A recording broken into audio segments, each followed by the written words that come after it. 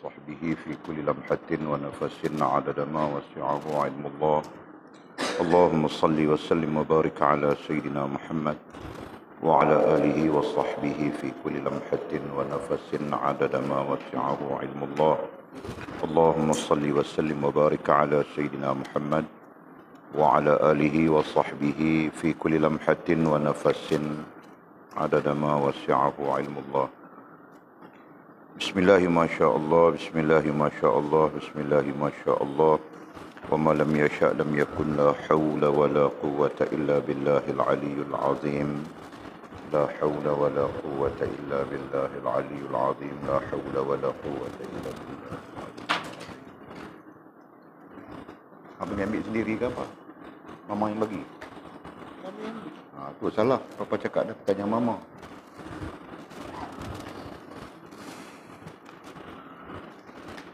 اللهم ارحمنا بالقرآن واجعله لنا إماما ونورا وهدى ورحمة. اللهم ذكرنا منهما نسينا، علمنا منهما جهلنا، وارزقنا تلاوته أناء الليل وأطراف النهر، واجعله لنا حجة يا رب العالمين. اللهم افتح لنا فتوح العارفين، وارزقنا فهم النبيين، واجعلنا من عبادك الصالحين والمتقين يا رب العالمين. بسم الله الرحمن الرحيم. قال مصنف رحمه الله تعالى: نفعنا الله بعلومه وبكتابه في الدارين، اللهم آمين يا رب العالمين. وبعد قال: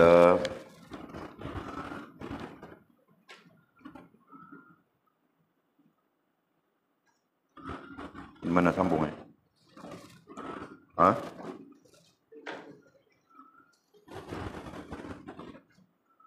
Baca Jul.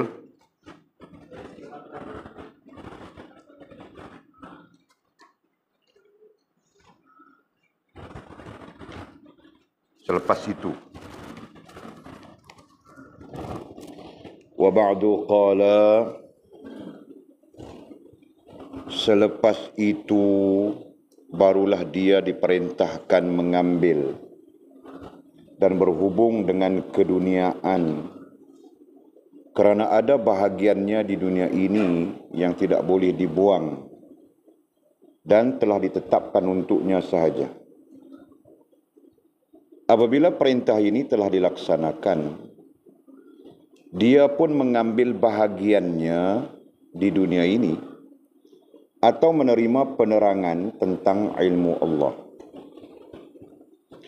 Dia berhubung dengan dunia dan bertindak sebagai kenderaan takdir yang dilantik olehnya, dan lakuannya dalam perkara itu tanpa dia terlibat di dalamnya dan tanpa keinginan atau maksud dan usaha dari diri dia. Dia diberi ganjaran kerana semua ini bagi kali yang keduanya. Kerana dia melakukan itu semua kerana patuh kepada perintah atau bersesuaian dengan lakuan Allah dalam perkara itu. Mungkin ada pertanyaan, bagaimana pula kamu mengatakan orang yang sampai ke taraf itu diberi ganjaran, sedangkan dia telah mencapai ke tingkat kerohanian yang tinggi dan termasuk dalam golongan abdal dan arifin dan telah menjadi orang pilihan Allah, orang yang dikasihinya, orang yang diredainya, yang telah lenyap dari manusia dan dirinya sendiri dari kemahuan dan keinginan sendiri. Segala gerak dan diamnya, segala tutur katanya dan lakuannya adalah dari Allah semata-mata. Dan dia merasa dirinya tidak apa-apa di hadrat kebesaran ilahi, bahkan seluruh jiwa, raga dan kepunyaannya telah diserahkan kepada Allah. Bagaimana pula orang seperti ini diberi ganjaran, sedangkan dia tidak meminta apa-apa dan dianggapnya dirinya tidak ada apa-apa, dan abdi atau hamba semata-mata kepada Allah. Jika kamu berkata demikian, jawabnya memang kamu berkata benar. Tetapi Allah hendak melimpahi berkah dan kasih sayangnya kepada orang itu dan dipeliharanya dengan lemah lembut dan penuh mesra dan redha.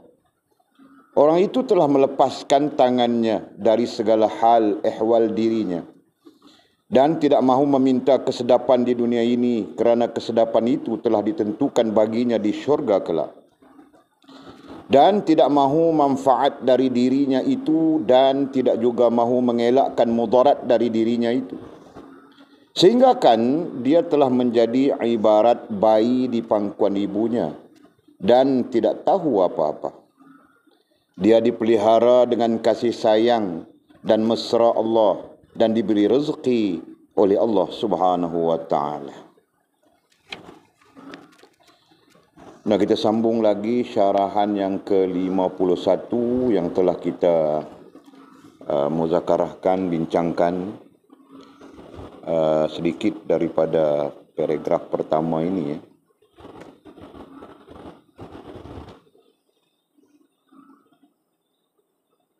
Berdasarkan kepada sinopsis kita, masih berdasarkan kepada sinopsis yang telah kita berikan, bahawa syarahan yang ke-51 ini mursyid kita, musannif kitab kita Maulana Abdul Qadir Jailani rahimahullah ta'ala mau mengajar kita tentang ganjaran ya, tentang ganjaran.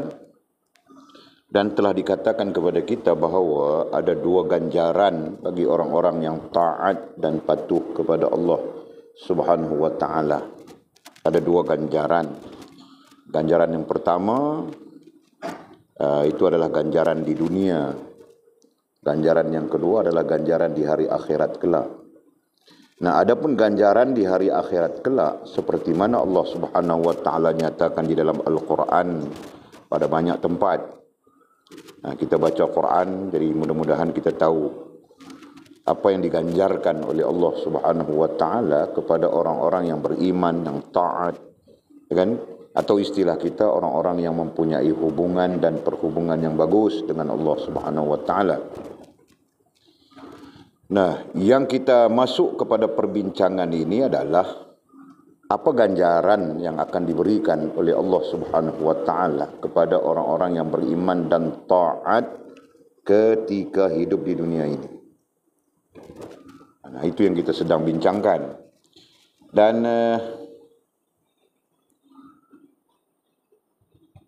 kita juga telah pun membincangkan sifat-sifat orang yang taat, gitu kan?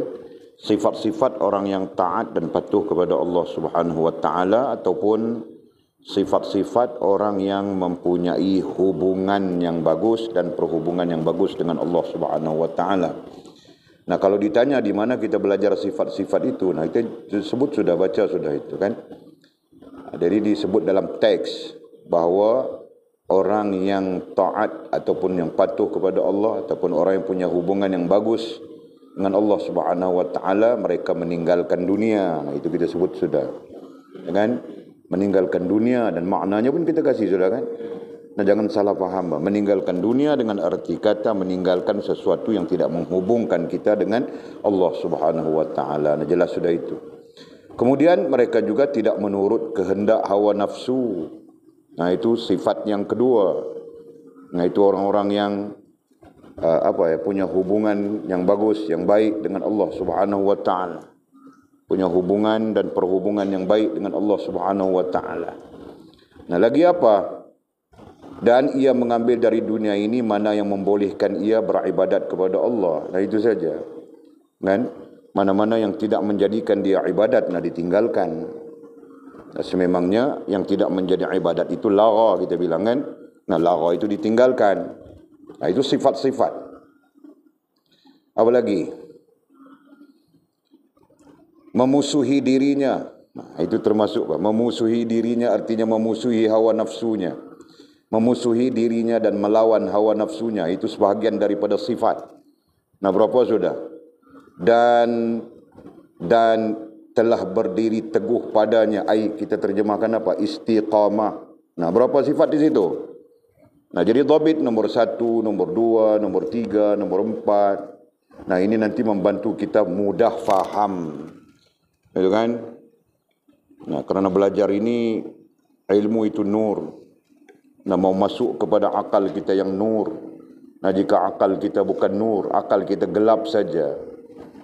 Macam mana mau masuk ilmu itu? Nah, jadi dhabit nombor-nombor itu nanti membantu kita. Mudah-mudahan dengan izin Allah Subhanahu wa taala. Okey. Walid ni mau bercakap pun macam tersekat-sekat, orang tahu kah? Walid berdepan dengan seorang ibu petang ini, bercakap dengan Walid dengan nada yang sangat sedih, kecewa, ditipu oleh anaknya.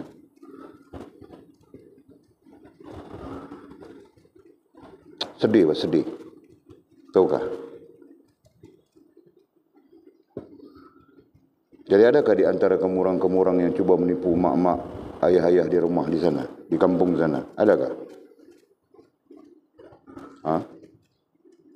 Adakah tiada? Adakah? Nah, kalau ada angkat tangan, Pak. Siapa yang ada itu angkat tangan.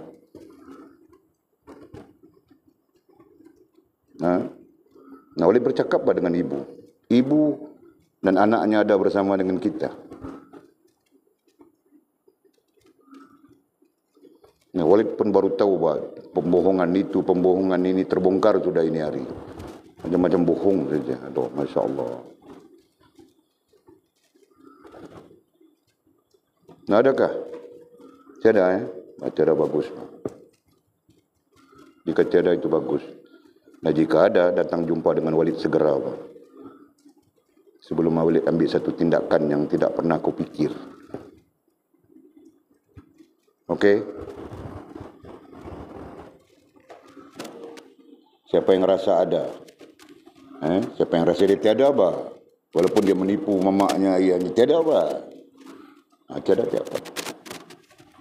Tunggu saja. Okey?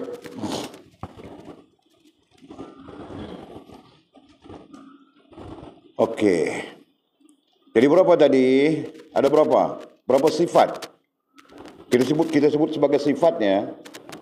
Nah, nomor 1, meninggalkan dunia ini. Dengan makna yang telah kita jelaskan, ya, jangan salah faham. Yang kedua, tidak menurut kehendak hawa nafsu sahaja.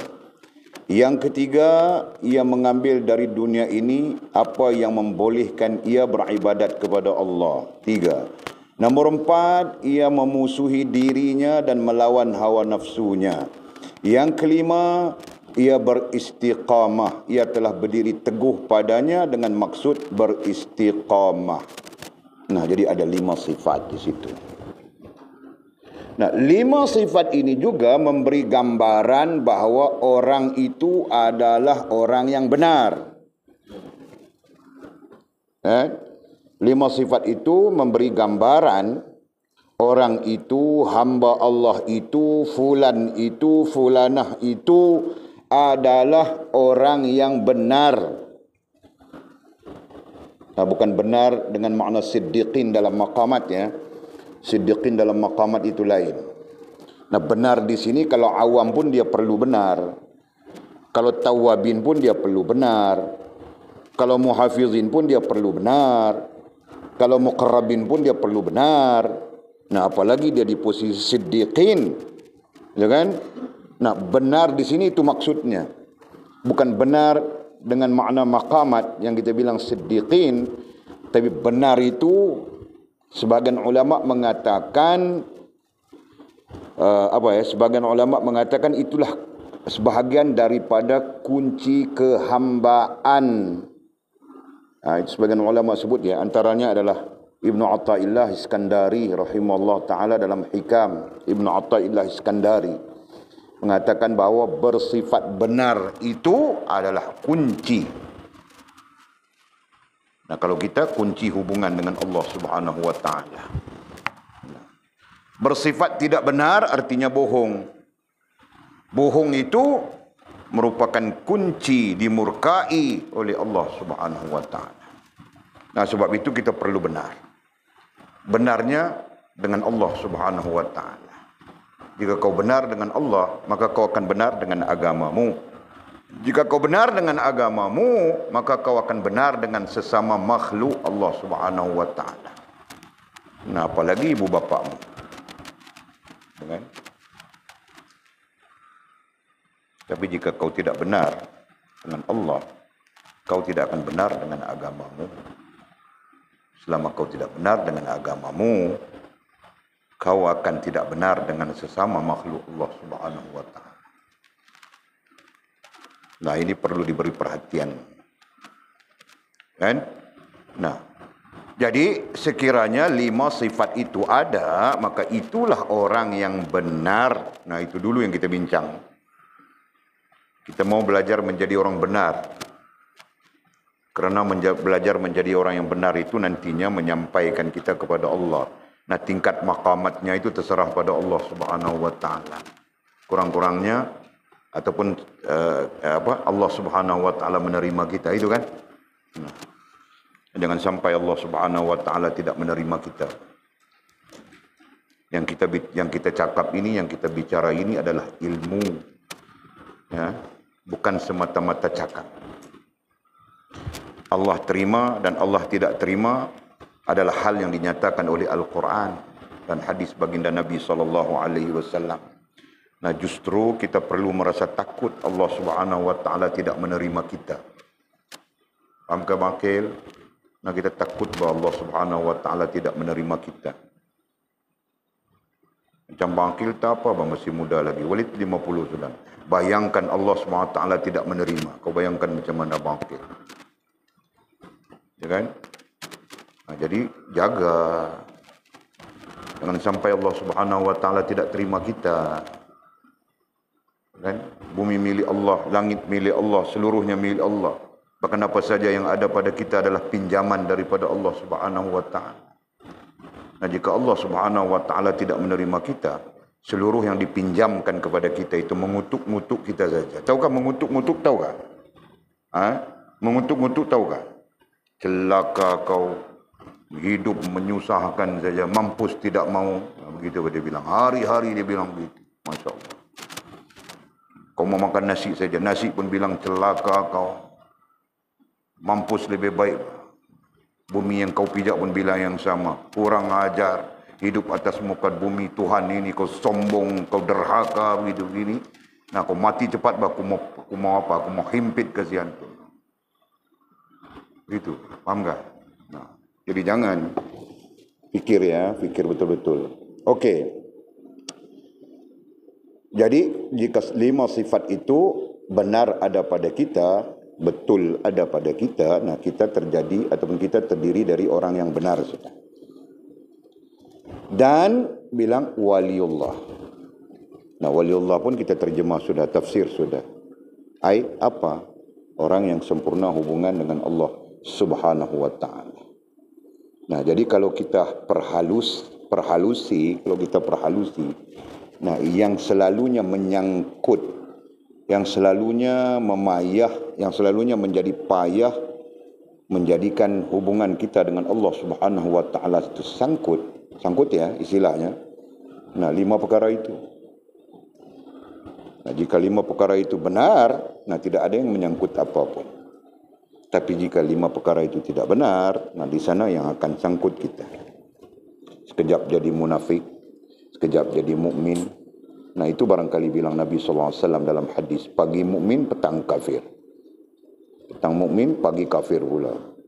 Jadi kita campur aduk saja di antara mukmin dengan kafir. Dengan perasaan yang mukmin, perasaan yang kafir. Campur-campur saja. Pagi mukmin, petang kafir. Petang mukmin, nanti pagi kafir pula. Jadi bercampur aduk. Nah, kenapa? Macam mana contohnya ya? Pagi dia rasa dia mau jadi pramugari. Malam dia rasa macam mau jadi macam Rabi'ah Adawiyah. Nah, begitu. Campur kan? Nah, itu contoh saja Walid bilang tu. Tidak ada kena-mengena yang hidup maupun telah mati. Nah, begitu kan? Nah, datang pagi dia mau jadi model. Model surah dalam. Kan? Datang petang, nah dia mau jadi waliullah pula. Nah bercampur-campur saja, ya kan? Itu itu bentuk-bentuk kelemahan yang mungkin ada pada kita. Nah justru itu kita perlu perbetulkan, ya kan Jul? Sehingga kita benar, benar. 3 perkara saja yang perlu benar, tiga. Ini 5 syarat. Nah 3 perkara, 3 hal saja yang kita perlu benar. Benar akal kita, benar hati kita, dan benar tingkah laku kita. Nah selesai sudah. Benar akal kita. Nah artinya akal kita tidak pernah menyalahi Allah Subhanahu wa taala dan Rasul sallallahu alaihi wasallam. Benar hati kita. Nah berarti rasa dan perasaan kita tidak pernah menyalahi Allah Subhanahu wa taala dan Rasul yang menjadi bagian daripada agama. Ya kan? Nah, yang ketiga, benar tingkah laku kita. Juga sama, tidak menyalahi Allah Subhanahu wa taala dan Rasul. Itu saja kan? Dapat bangkit. Tidak menyalahi Allah Subhanahu wa taala dan Rasul. Ya kan? Benar akal kita, tidak menyalahi Allah Subhanahu wa taala dan Rasul.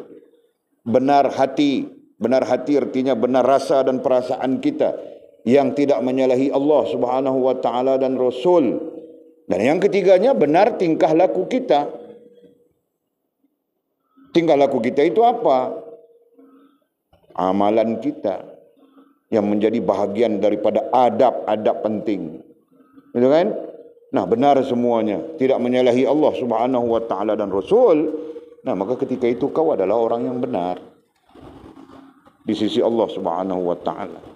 Nah, ketika kau berada di posisi orang yang benar, dalam kerohanian mengatakan kau berada di posisi wali. Nah, dengan maksud yang sangat jelas, wali, posisi wali itu berada di antara Allah terima diri kita dan sempurna hubungan dengan Allah Subhanahu wa taala. Itu sangat jelas. Tetapi lebih disepakati oleh para ulama Ahlussunnah wal Jamaah adalah orang yang sempurna hubungan dengan Allah Subhanahu wa taala. Nah, gitu. Paham tak? Nah, jadi kita mungkin antara apa? Antara diterima, diri kita diterima oleh Allah dan sempurna hubungan dengan Allah. Nah, kita bermain di situ. Nah, sekalipun kita bermain di situ, apa yang perlu kita jaga adalah benar. Nah, itu. Jangan menipu. Allah Maha tahu. Dengan jangan menipu agama. Jika kita menipu agama, Allah bilang sudah di dalam Al-Quran, sama seperti munafik. Tidak mereka tipu, melainkan diri mereka sendiri saja. Ya kan? Jangan. Nah, begitu juga jangan menipu orang lain. Tidak kira siapapun dia, jangan menipu. Kenapa? Itu kezaliman. Dan setiap kezaliman itu akan dibalas dengan kepayahan-kepayahan dalam kehidupan. Paham tak? Nah. Jadi katanya orang-orang yang benar dan wali Allah. Nah, begitu sebutnya. Maka masuklah ia dalam golongan abdal dan arifin. Nah, bila masuk dia ke dalam wilayah kewalian, nah baru dia terlibat dengan abdal atau autad atau kutub. Nah, wali tidak suka membawa kamu orang berbincang lebih-lebih. Bilang sudah kemarin tentang wilayah kewalian. Nah, kita bincang setakat sempurna hubungan dengan Allah, cukup memadai, Pak. Ya kan? Okey. Nah, kita sambung ini hari. Kata musannif selepas itu, nah itu isim isyarah, ada faktanya. Maka faktanya apa? Nah, selepas kau menjadi orang yang benar, selepas kau menjadi berada di posisi wali, kita bilang begitu kan? Berada di posisi wali. Nah, selepas itu barulah dia perintahkan, barulah dia Allah. Nah, dia di situ Allah Subhanahu wa taala. Barulah dia Allah. Sorry.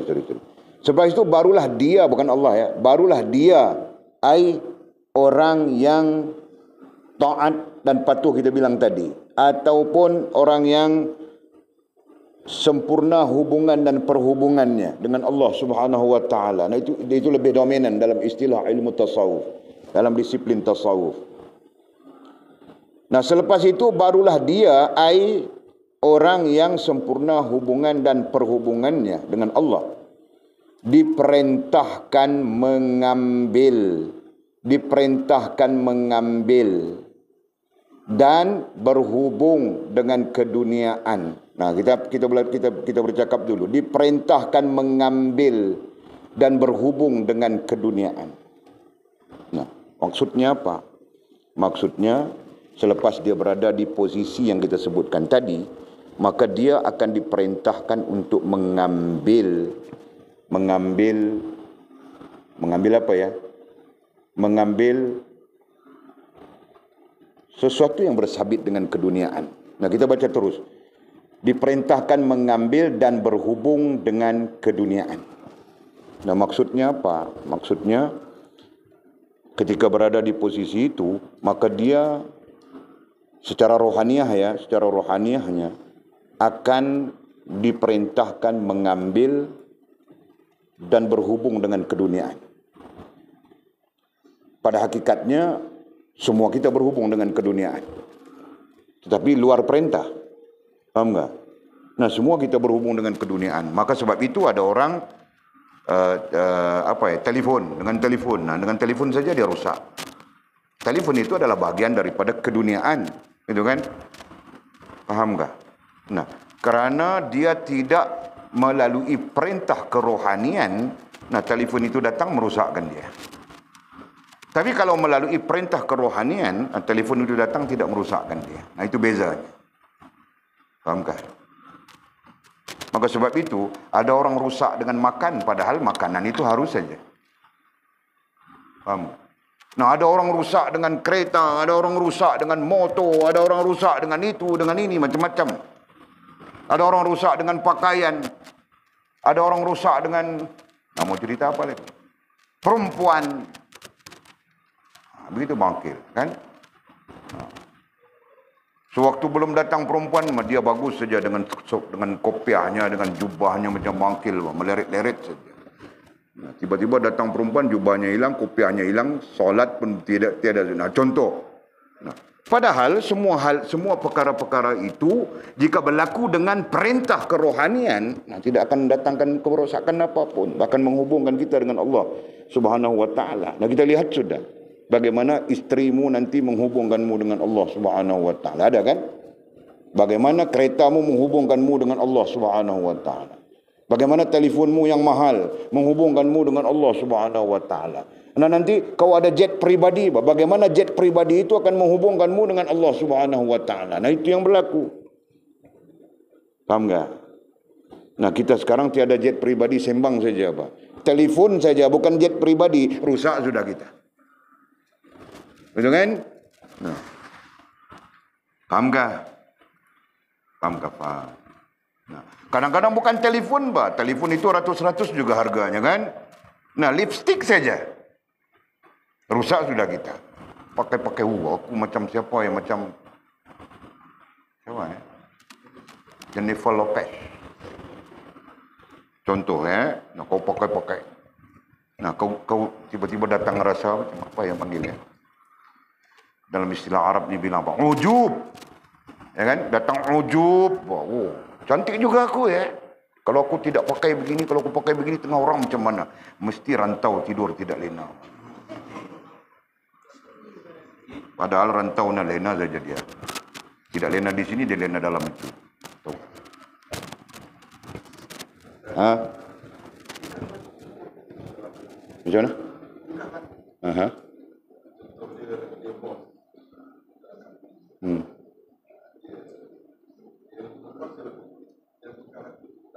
Tak membawa dia kepada Allah SWT. Yes. Boleh jadi. Sebab dia sama ada makhluk, benda, perkara. Tingkah laku duduk dalam perkara. Ada kan? Kita istilahkan macam tu. Tingkah laku ini adalah bagian daripada perkara yang boleh membawa kita kepada Allah dan boleh memutuskan hubungan kita dengan Allah Subhanahu wa taala. Nah, begitu. Macam boleh dengan kamu orang juga, kan? Nah, Faz, ini malam kita buka dangdut di ujung sana. Nah, Walid menjadi orang yang merusakkan hubungan kita dengan Allah SWT. Faham kan? Nah, begitu. Tapi adakah Walid ajak begitu? Tiada. Jadi Walid tidak pernah mengajak kamu orang untuk memutuskan hubungan dengan Allah Subhanahu Wa Taala. Kalaupun ada, Walid suruh Sofia terajang saja pancing beg itu saja, Pak. Nah, itu tidak termasuk di dalam hal yang memutuskan hubungan kita dengan Allah Subhanahu Wa Taala, kan?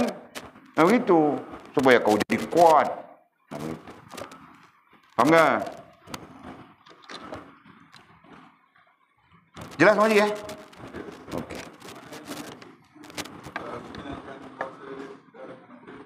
Sama saja keadaan. Sebab dalam Islam dasarnya adalah tidak kira siapapun.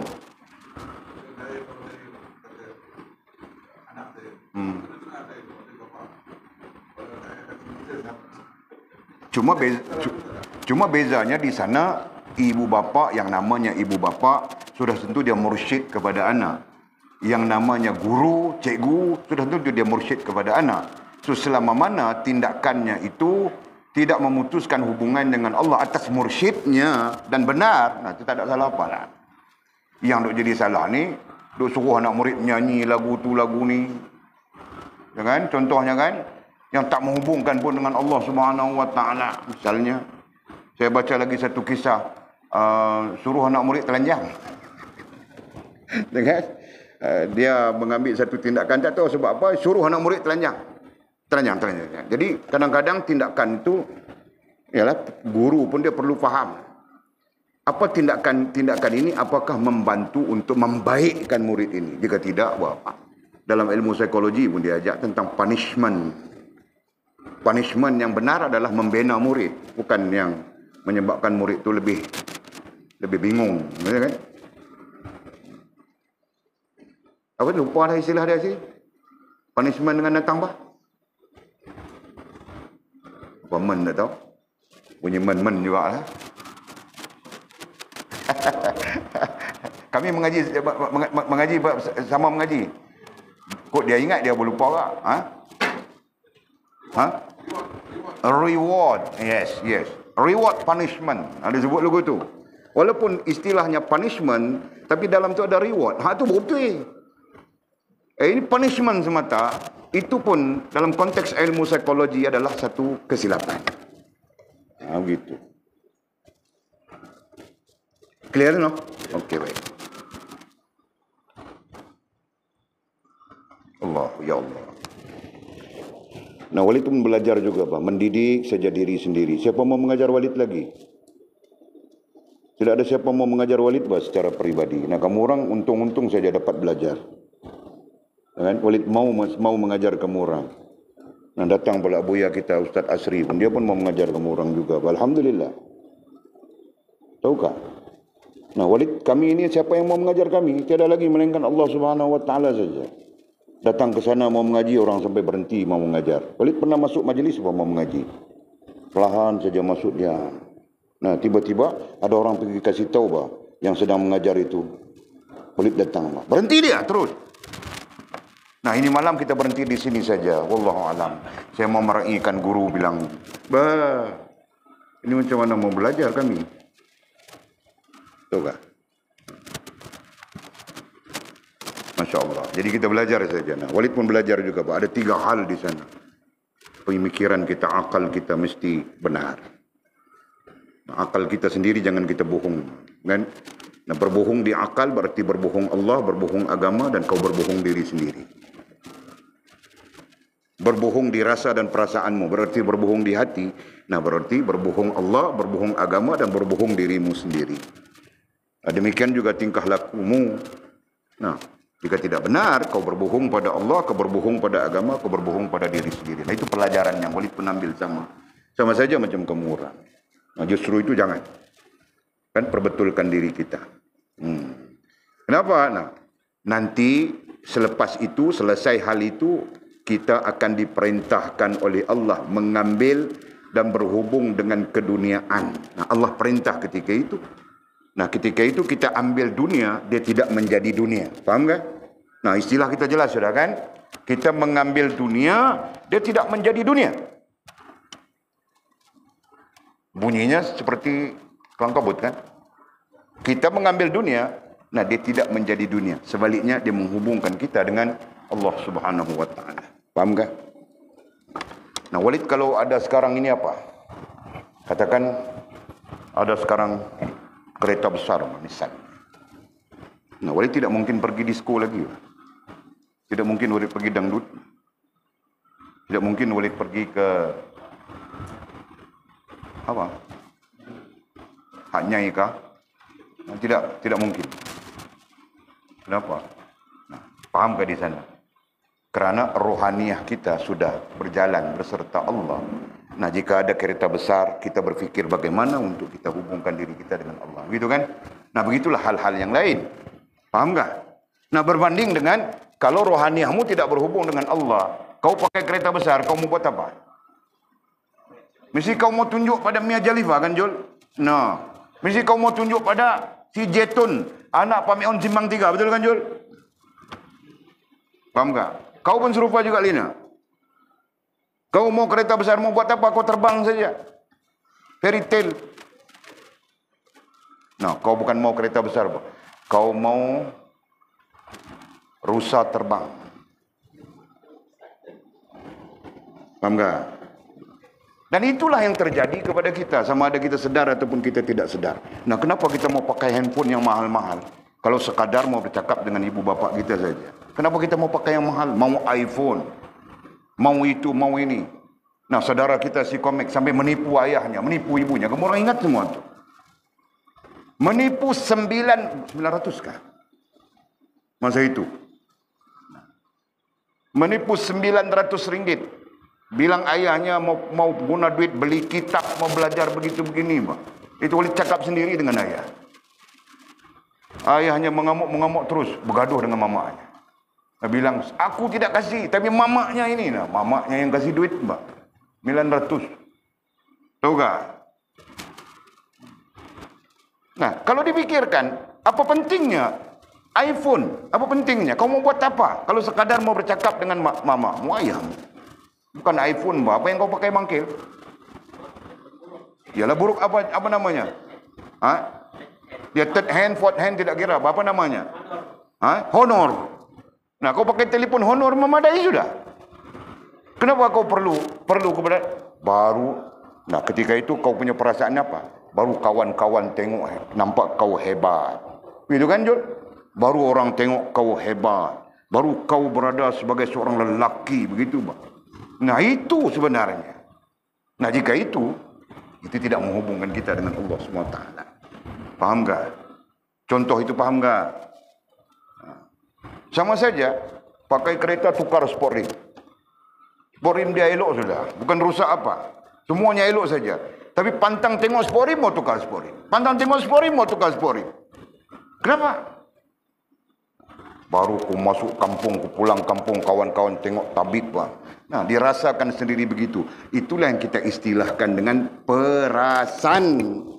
Yang maknanya jelas sudah. Apa maknanya, Munira? Perasan, apa maknanya? Perasaan ini ada banyak jenis. Ada banyak jenis, banyak bentuk, banyak keadaan. Betul kan? Ada perasaan bagi diri sendiri, ada perasaan bagi orang lain, ada perasaan bagi benda dan sebagainya. Faham tak? Nah, perasaan bagi diri sendiri contohnya rasa dia yang paling cantik sekali, tidak ada yang lebih cantik dari dia. Nah, itu perasaan bagi diri sendiri. Nah, perasaan bagi benda, dia rasa dia punya sport rim itu yang paling hebat sekali. Kalau dia masuk kampung semua orang tabit dia. Nah, begitu. Telefon dia paling hebat sekali. Nah, itu rasa pada benda. Faham tak? Nah, boleh kasih contoh saja. Jadi jangan perasaan. Perasaan itu apa? Rasa dan perasaan yang salah. Nah, sampai bila-bila pun kau belajar, perasaan itu adalah rasa dan perasaan yang salah. Nah, ini berarti rasa dan perasaan yang salah itu disebut perasaan. Paham tak? Jadi jangan perasaan. Betul, kita jangan perasaan ya. Kenapa? Karena perasaan itu adalah rasa dan perasaan yang salah. Jelas kah? Nah, paham ke? Alhamdulillah. Jadi untuk apa kita perasan, untuk apa ya? Kadang-kadang kita perasan seorang-seorang saja, orang tidak ambil tahu. Ya kan? Kita pakai cantik-cantik, handsome-handsome. Perasaan kita nanti orang tengok kita, oh, baru dia orang tahu siapa aku ni. Akil. Kan? Lelaki Melayu terakhir. Hero. Apa nama tempat kau? Sepitang. Bukan? Apa nama tempat kau? Sepitang. Hero Sepitang. Padahal orang tengok kita pun tidak, kan? Orang tidak peduli pun. Nah, nampak tak betapa perasaan itu merugikan dan tidak memberi keuntungan apapun dalam hubungan kita dengan Allah Subhanahu wa taala. Jelas kah? Jadi tidak perlu, jangan. Dan perasaan itu bertitik tolak daripada akal, pemikiran yang salah, perasaan yang salah, dan menjelmakan tingkah laku yang salah. Itu sebut sudah tadi. Okey. Kemudian katanya, berhubung dengan keduniaan tadi ya, selepas itu barulah dia diperintahkan, dhabit sudahkah? Diperintahkan ai rohaniyah, ai kerohanian, perintah rohaniah ya. Nah, kita belajar sudah sedikit perbezaan di antara perintah jasmaniah dengan perintah rohaniah. Nanti kita mendalaminya. Okey. Dia diperintahkan oleh rohaniahnya mengambil dan berhubung dengan keduniaan. Nah, kenapa dia diperintahkan supaya berhubung dan mengambil keduniaan? Kan? Padahal dia sudah membuang dunia misalnya. Nah, pada hakikatnya tidak ada yang membuang dunia. Nah, kalau kau buang dunia, kau mau hidup di mana? Nah, itu kan. Nah, kita semuanya hidup di dunia. Nah, sebab itu makna yang jelas sudah kita berikan. Dan membuang dunia artinya membuang sesuatu yang tidak menghubungkan kita dengan Allah Subhanahu wa taala. Nah, itu saja. Adapun yang menghubungkan kita dengan Allah Subhanahu wa taala tertakluk kepada niat, tertakluk kepada cara. Nah, itu kan. Nah, kau curi ayam orang, tapi niat kau mau kasih orang susah makan, buat kenduri. Nah, jadi makan kenduri itu betul, yang kau curi itu yang salah. Nah, begitu contohnya. Nah, hal ini sebenarnya tidak pernah terpisah dengan syariat Allah Subhanahu wa taala. Begitu kan? Nah, jelaskah? Okey.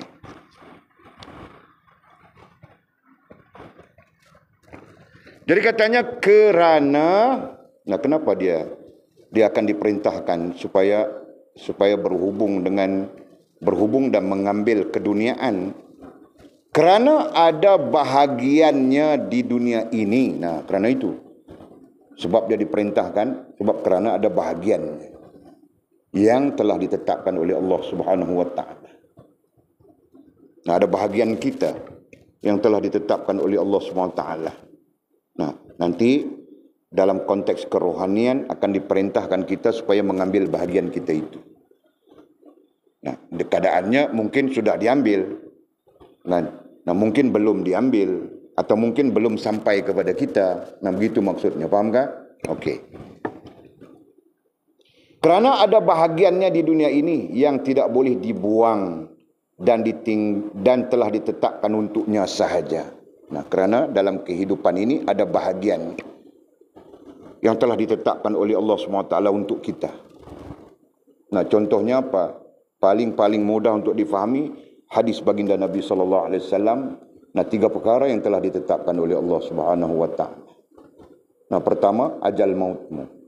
Terkait dengan ajal mautmu itu adalah ruang masa. Itu kan? Ruang masa. Nah, apa yang kau isikan dalam ruang masa itu? Makananmu apa? Itu kan? Nah, sekarang kita ambil bahagian kita yang namanya makanan. Makan saja kita hari-hari kan? Betul tak? Siapa bilang fast? Kau bilang tak? Tidak makan 10 hari sudah? Hah? Makan. Hari-hari kau makan. 1 hari berapa kilo kau makan? Hah? Kau jangan makan banyak, fast. Nanti penuh jamban belakang itu. Susah. Hah? Jangan, bah. Makan sikit-sikit juga. Hah? Itu bahagiannya. Apa lagi? Pertama, ajal maut. Nah, itu bahagian kita. Ada bahagian kita di sana. Nah, ada bahagian orang itu sampai umurnya 60, 70, 90, 100 pun belum mati lagi. Itu bahagiannya kan? Bahagian dia. Nah, jadi aku pun macam dia juga mau 100. Mana kau tahu? Nah, bahagianmu itu Allah SWT saja yang tahu. Fikir mau 100 tahun umur baru mau mati. Itu pun bukan 100 tahun. Dia fikir tidak mau mati terus. Selalunya orang fikir begitu kan? Bahagian. Yang kedua apa? Yang kedua, rezeki. Ya kan? Nah, itu ada bahagian kita. Yang telah ditetapkan oleh Allah Subhanahu wa taala, yang tidak perlu pun kau risau-risaukan. Nah, begitu maksud. Dan yang ketiga adalah jodohmu. Jodoh pertemuan pun telah ditetapkan oleh Allah SWT. Yang kau tidak perlu risau-risau. Mau risau apa? Ya kan? Mungkin kau 3 sekali jodoh. Nah. Amin ya rabbal alamin. Nah, rantau diam-diam saja. Suara pun tidak bunyi. Pam, 4 sekali. Nah. Terkejut kita semua. Kan? Boleh jadi juga. Anjung pun serupa juga. Diam-diam saja. Satu saja dia. Dia setia pada yang satu.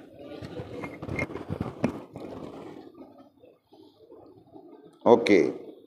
Nah, itu bahagiannya. Yang kita bilang tadi itu bahagian untuk kita di dunia. Nah, ada. Allah SWT tetapkan sudah. Yang kita tidak tahu. Kenapa Allah SWT tidak memberitahu kita? Mungkin pertanyaan begitu. Antaranya. Nah, supaya kau tahu yang kau itu hamba sampai bila-bila. Supaya kita sadar yang kita itu hamba.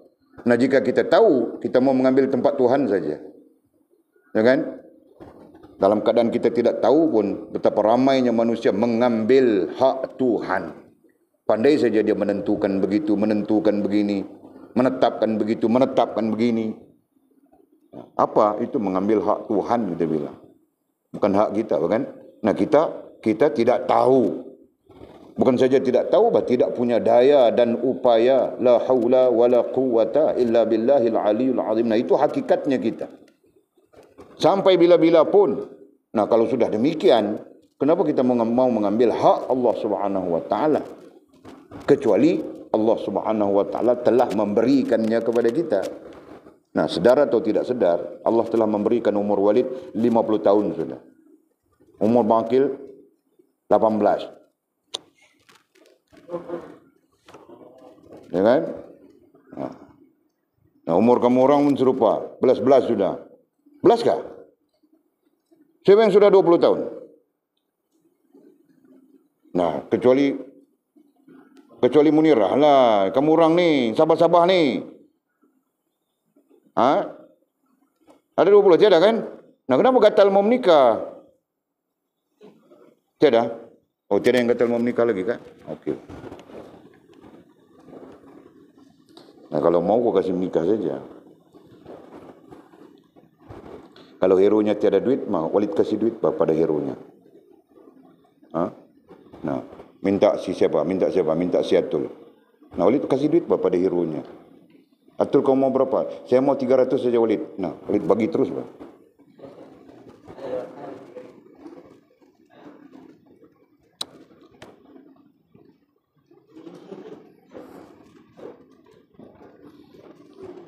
Nah, tiba-tiba Atul bilang, mau 20.000 Walid. Oh. Jam. Kita minta Abuya kita, Ustaz Asri, recommend cop kelapa sawit. Cari 20.000. Okey. Nah, kamu kerana ada bahagiannya di dunia ini yang tidak boleh dibuang dan telah ditetapkan untuknya sahaja. Nah, itu kita faham sudah, ada bahagian kita. Nah, boleh contohkan sudah tadi kan? Nah, itu. Jadi ada bahagian kita. Umur kita ada bahagian kita. Ada umur 50, ada umur 60. Ada yang telah ditetapkan oleh Allah SWT dalam ilmunya. Umur 60 meninggal dia. Nah, sebelum sampai 60 itu ada bahagian-bahagian dia yang perlu dia akan diselesaikan oleh Allah SWT. Yang diberikan oleh Allah SWT. Begitu bagi kita semua. Faham tak? Ada bahagian-bahagian kita yang tidak boleh dibuang. Nah, kalau mau buang pun tidak boleh. Itu ketetapan Allah Subhanahu wa taala. Nah, setengah ulama bilang itu termasuk yang kita sakitkah, kita sihatkah, kita apakah, nah itu bahagian-bahagian kita dalam hidup ini. Nah, kita perlu ambil. Nah, kau sakit, kau boleh buang kami sih. Nah, sakit kan? Nah, kalau sakit itu boleh ambil letak. Nah, saya tidak ada orang yang sakit. Betul kan? Nah, sakit, mama mau sakit gigi banyak hari, ambil sakit itu letak. Nah, lepas itu dia tidak akan sakit selama-lamanya. Nah, mana mungkin begitu? Nah, karena itu bagian, walaupun namanya sakit, gitu kan? Okey. Apabila perintah ini telah dilaksanakan, nah ketika kita telah melaksanakan perintah Allah yang menjadi bahagian kita ketika hidup di dunia ini, nah termasuk masa dalam di antara hidup dengan mati itu, nah dalamnya ada bahagian kita apa yang kita telah laksanakan. Nah itu. Okay? Apabila perintah ini telah dilaksanakan, dia pun mengambil bahagiannya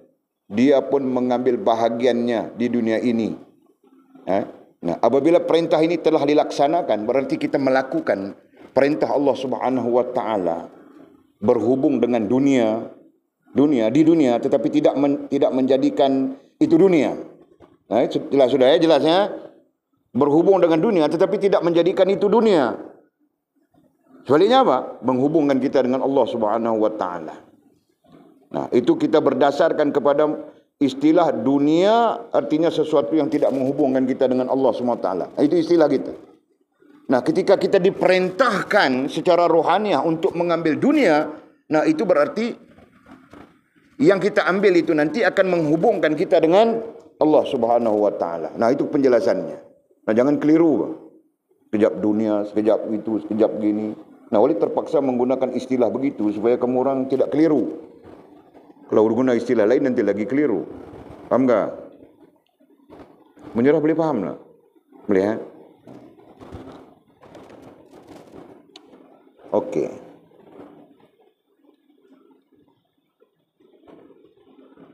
Apabila perintah ini telah dilaksanakan, dia siapa? Dia seperti tadi, orang yang sempurna hubungan dan perhubungannya dengan Allah. Pun mengambil bahagiannya di dunia ini. Nah, nanti kita pun mengambil. Macam Maulid bilang tadi. Nah, ada orang umurnya dari 1 hari sampai 50 tahun. Nah, antara 1 hari sampai 50 tahun itu ada bahagian-bahagiannya. Nah, bezanya apa? Bezanya satu rohaniah yang apa ya?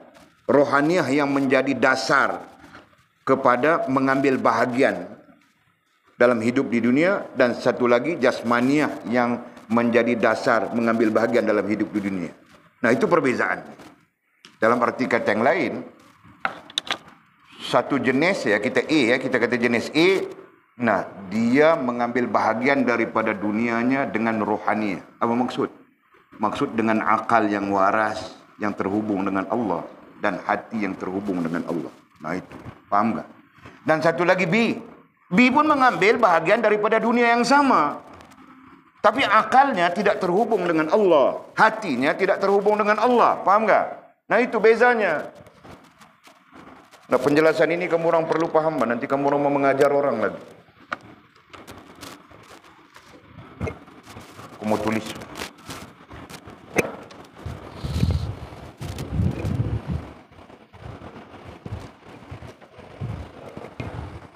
Okey. Seperti kita sebutkan tadi, kita gunakan A, si A, si B, gitu kan? Si A. Nah, ruhaniahnya.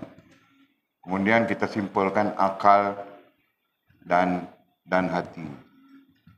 Berhubung dengan Allah. Berhubung dengan Allah. Nah, kemudian ketika itu rohaniah memerintahkan akal dan hatinya mengambil bahagian daripada dunia.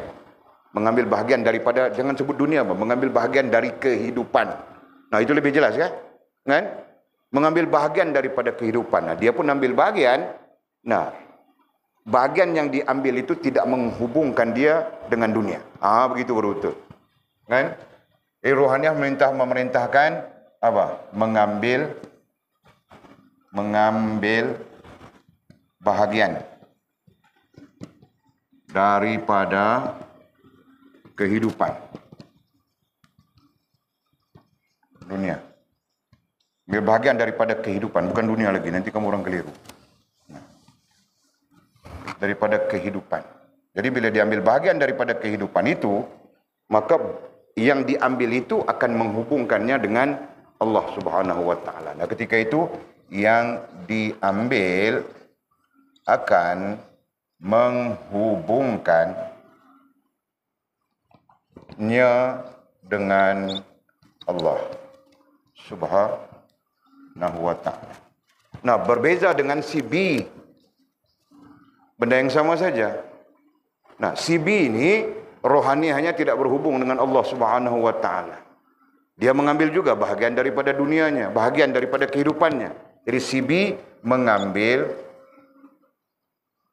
bahagian juga daripada kehidupan. Nah, sama saja. Jadi kalau si A mengambil bahagian daripada kehidupannya, kita katakan masa. Nah, petang ini, petang hari Isnin, petang selepas asar, nah dia mengambil bahagian daripada kehidupan, masa dari kehidupannya berupa masa memancing. Kita contohkan, kan? Si A memancing. Kita contohkan saja. Nah, si B pada hari ini, Isnin, sama saja mengambil bahagian daripada kehidupannya memancing juga. Ini Walid guna istilah memancing, sebab Walid ada boot sudah. Jadi ku promosi, Pak. Motivasikan diriku mau memancing, kau tahu tak? Jadi sama saja. Si A pun memancing, si B pun memancing. Contoh-contoh ini Walid bercakap sudah sebelum-sebelumnya. Selalu Walid kaitkan dengan menoreh getah. Lalu Walid kaitkan dengan cop kelapa sawit. Nah, sekarang memancing pula. Enggak. Nah, sekarang apa perbezaan si A dengan si B? Perbuatannya sama saja. Bahagian daripada dunianya diambil yang namanya masa. Aktivitinya memancing. Si B juga mengambil bahagian daripada dunianya, kehidupannya, kan? Mengambil bahagian daripada kehidupannya dengan aktiviti memancing. Sama saja. Bahagian itu, bahagian kehidupan adalah masa. Nah, sama saja memancing. Nah, apa beza si A dengan si B? Jadi kita nampak sudah, Pak, boleh tulis. Bezanya si A rohaniahnya berhubung dengan Allah Subhanahu wa taala. Aku tulis panjang lebar di sini. Paham enggak? Nah, manakala si B rohaniahnya tidak berhubung dengan Allah Subhanahu wa taala. Apa mungkin rohaniah tidak berhubung dengan Allah, nanti jasmaniahnya berhubung dengan Allah? Apa mungkin begitu? Nanti ada kan?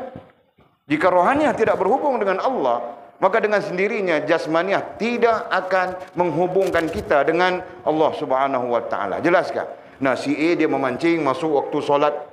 Dia memancing lepas asar kan? Nah, dia mancing sebelum asar, Pak. Jam 3 dia pergi, lepas zuhur. Dengan sampai asar. Masuk solat asar, masuk waktu asar dia solat asar, Pak. Kita contohkan mudah, solat asar dia. Nah, si B paham enggak? Nah, jika rohaniahnya tidak menghubungkan dia dengan Allah, nah dia tidak akan solat asar. Bahkan solat asar kah, solat apakah dia tidak peduli. Nah, itu yang terjadi kepada orang banyak. Paham kah? Jadi, kenapa? Karena rohaniahnya tidak menghubungkan dia dengan Allah Subhanahu wa taala. Itu perbezaan. Nah, boleh nampak ke sekarang? Nah, Walid mau kasih terang. Jangan mengaji lagi bodoh, lagi mengaji lagi bodoh. Aku tidak mau macam ini.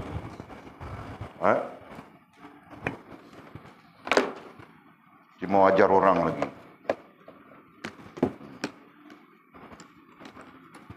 Okey.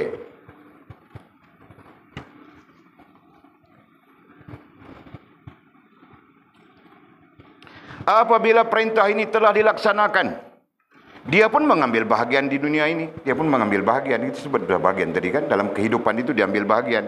Nah, bahagian dia macam-macam. Ada orang jaga kambing, ada orang buat pagar, ada orang tarik jalan. Nah, ini hari kami orang buat pagar, jaga kambing, tarik kambing, buat jalan kami saja, bah, ini hari. Nah, kan? Kami ada di sini saja anak-anak yatim piatu ini. Daniel belum yatim piatu, Pak Walid. Yatim piatu. Buat kerja, hujan turun kami tarik saja batu-batu itu. Bikin jalan. Masya Allah. Mudah-mudahan Allah Ta'ala bagi kami syurga, Allah bagi kami bidadari. Tujuan kami bukan syurga dan bidadari jual. Tujuan kami Allah Subhanahu Wa Ta'ala. Nah, kamu orang terlepas pada ini hari. Okey. Kamu orang pun mau juga kah syurga? Nah, dia orang boleh dapat syurga pada orang masak ini hari. Masya Allah, Alhamdulillah. Okey.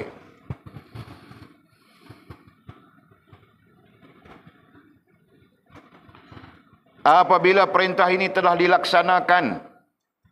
Nah, Walid telah melaksanakan 50 tahun yang lalu, itu terlaksanakan semua sudah. Tinggal bagus dengan tidak bagus saja. Nah, sama saja kita. Bangkil 18 tahun yang lalu. Nah, aku kira 18 saja umur kau bangkil. Diam-diam saja, okey? Nah, 18 tahun sudah berlalu, Pak. Dia laksanakan semuanya. Betul dengan tidak betul saja. Dia saja yang tahu, Pak. Nah, demikian juga kita semua. 15 tahun, 20 tahun, 30 tahun, 40 tahun, berapa tahun pun kita, yang berlalu itu adalah masa. Dan kita telah mengambil bahagian daripada kehidupan kita. Nah, menghubungkan kita dengan Allah atau tidak, hanya kita saja yang tahu. Faham gak itu? Jadi difikirkan, Pak. Jelaskah? Nah. Okey. Atau, bilang atau tadi. Atau menerima penerangan tentang ilmu Allah. Nah, pada dasarnya bukan atau. Kalau ikut teks Arabnya bukan atau. Nah, atau itu kan ataf bayan. Sama saja maknanya dengan wa. Nah, bukan atau dan saja di situ. Dan saja. Okey. Apabila perintah ini telah dilaksanakan, dia pun mengambil bahagian di dunia ini dan menerima penerangan tentang ilmu Allah. Nah, begitu bunyinya. Dan menerima penerangan, penjelasan. Penerangan penjelasan tentang ilmu Allah. Nah, mudahnya belajar saja.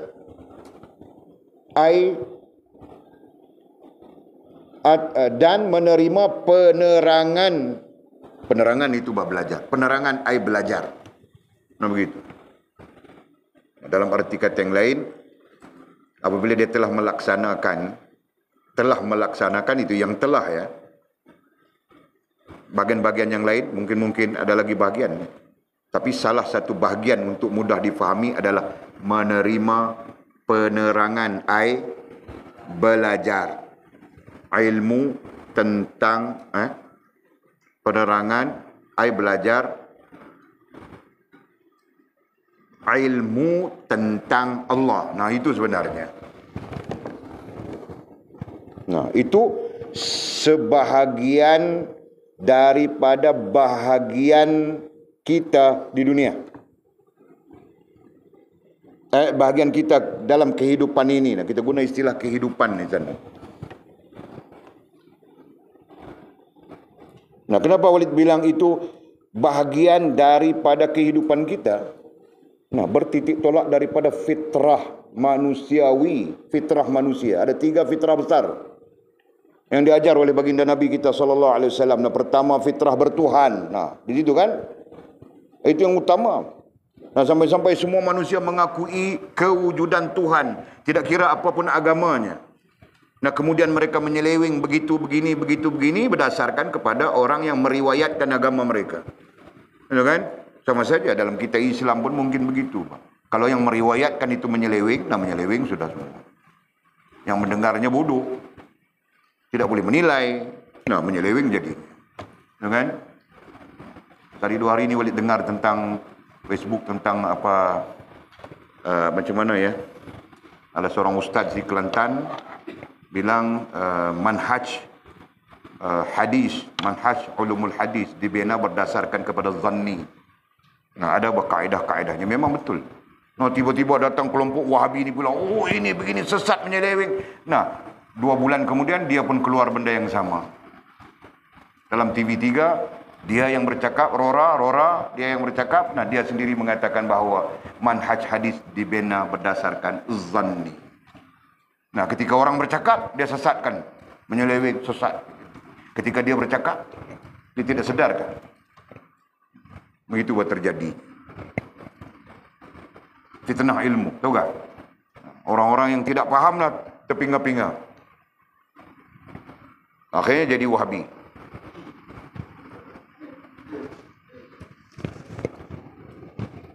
Okey. Nah, itu apabila perintah ini telah dilaksanakan, dia pun mengambil bahagian di dunia ini, jadi bahagian-bahagiannya diambil. Jadi Walid bilang sudah, yang telah berlalu, yang sedang berlaku dan yang akan berlaku. Nah, itu ada bahagian-bahagian kita semuanya. Kan? Walid tidak berdoa bah.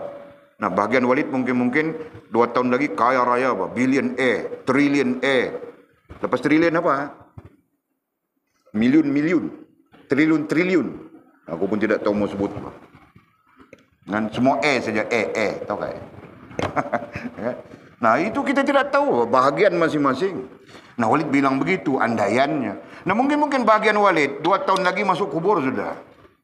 Dalam yang lahat, Pak. Nah, itu ku sedih saja aku cakap. Jadi doalah umur panjang Walid ni. Jangan macam kau selalu, ya Allah matikan Walid cepat, Pak. Ya Allah, bising-bising saja. Marah-marah itu, marah ini, semua marah. Bebas pun tidak boleh. Memain telefon pun tidak boleh. Kamu orang pun doakan Walid pendek umur. Ya bagus bah. Kalau pendek umur pun bagus. Nanti mama mau menikah lain bah. Datang ustaz baru bah. Dan mungkin garang lebih dari Walid. Macam mana? Kamu doa kasih mati juga kah?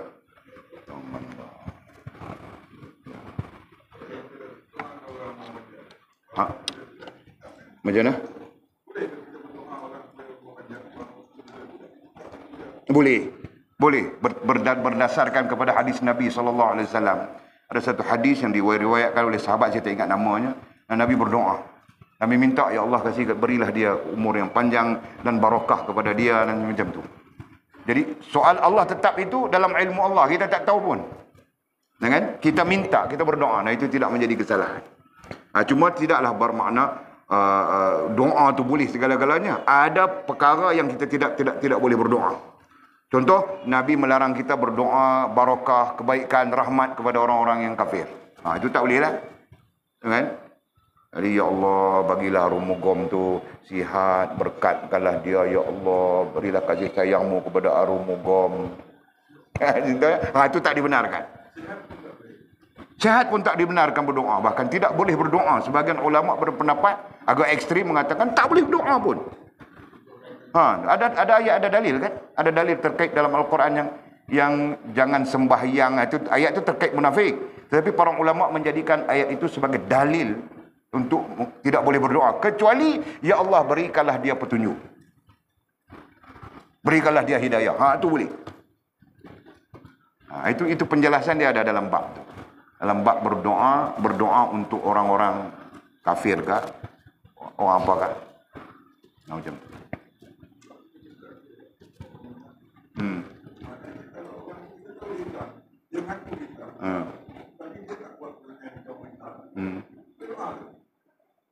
Kita ni dah tenggelam di dalam satu suasana yang munafik mukmin ni semacam ni. Kita dah tenggelam dalam suasana tu, right, Ustaz Asri? Jadi sampai tak ada perbezaan lah. Kalau berdasarkan kepada Al-Quran, munafik ni kita berdiri di kubur dia pun Nabi larang, ada dalil, wala taqum ala qabrihi tu. Kan? Jangan sembahyangkan dia. Ada dalil Al-Quran surah Baqarah ayat berapa saya tak ingat. Tu boleh ikut dalilnya. Tapi kita ni dah mati bunuh mabuk arak pun kita buh dalam kubur sama ya. Kan? Kita sembahyang sama ya, kita anggap mungkin kita pakai ini kaedah fiqh. Kalau tak silap qaul jadid Imam Syafi'i yang mengatakan kita bersangka baik, yang kita buatlah cara baik. Itu saja. Kan? Itu qaul jadidnya. Kalau qaul qadimnya lebih keras. Kalau orang itu betul, persaksiannya betul bahawa dia mati dalam keadaan yang luar daripada sifat mukminnya, maka kubur dalam kubur orang sekali dengan orang mukmin tak boleh. Itu ada nasnya, ada hujahnya. Tapi balik kepada qaul jadid ni, ada keringanan, ada rukhsah-rukhsah berdasarkan kepada situasi umat yang bercampur aduk. Jadi umat campur aduk beda. Sampai kita nifak menunggu mana kita pun tak tahu dah. Kan? Sampai nifak menunggu mana kita, mukmin pun kadang-kadang kita tak tahu macam mana dah. Sebab mukmin pun mabuk.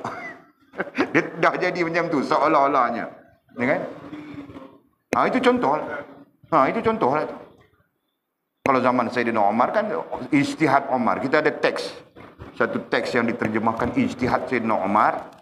Nah, orang yang mati dalam keadaan nifak, masuk sana dia sebutlah bunuh dia, lempak ke bumi pun tak payah, lempak di belakang gunung ni bagi serigala makan. Ijtihad Umar. Jadi dalam situasi itu mungkin tak ada masalah apa. Tapi dalam situasi kita kalau duduk lempak belakang gunung itu, kita pun tak boleh nak duduk. Ya kan? Itu je. Jadi situasi ini dia panggil wadi' dalam istilah ilmu, dia panggil wadi'.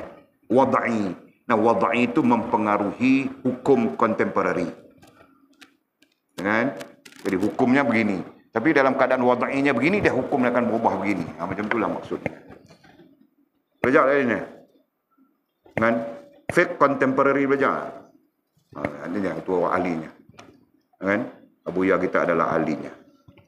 Okey. Ya Bangkil.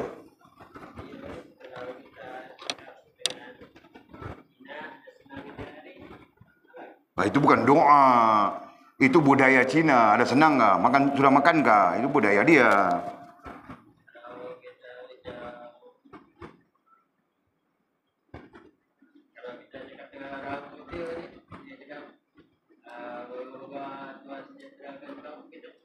Dan apa yang menjadi budaya itu tidak salah.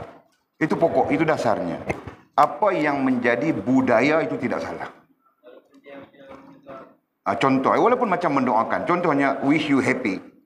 Nah, aku cakap orang putih sudah. Kau ni Bangkil. Kan? Wish you happy. Contoh begitu. Jadi tidak menjadi kesalahan. Itu adalah budaya. Dan sesuatu yang menjadi budaya antara manusia dengan manusia tidak menjadi kesalahan. Yang menjadi kesalahan itu agama. Sesuatu yang bersifat agama. Contohnya, happy typism. Wish you apa-apa. Nah, itu salah lah. Ya kan? Karena typism itu agama. Nah, itu. Nanti kamu orang belajar beza di antara budaya dengan agama. Sebab kita di pengajian kita ini kita perlu memperkenalkan juga tu. Kalau di Indonesia dia panggil apa? Ilmu budaya dasar. Ilmu alamiah dasar, ilmu budaya dasar. Ada lagi satu apa? Ada 3 tu yang menjadi dasar-dasar semua. Nah, Walid lebih cenderung kamu orang menguasai bentuknya begitu. Nah, kita tahu kalau dalam perkara-perkara yang budaya macam mana, yang agama macam mana. Nah, kerana kita memang ada perbezaan ya. Yang budaya itu lain, yang agama itu lain. Nah, yang budaya itu kemudian menjadi adat. Apakah lulus dari segi syariatnya? Jika tidak lulus, tinggalkan. Nah, begitu. Kan? Ada budaya yang lulus dari segi syariatnya. Nah, carry on saja. Tidak menjadi masalah. Nah, itu semua perlu difahami. Kalau kamu orang mau jadi alim. Kalau mau jadi cap ayam saja. Nah, tidak apa. Itu kan?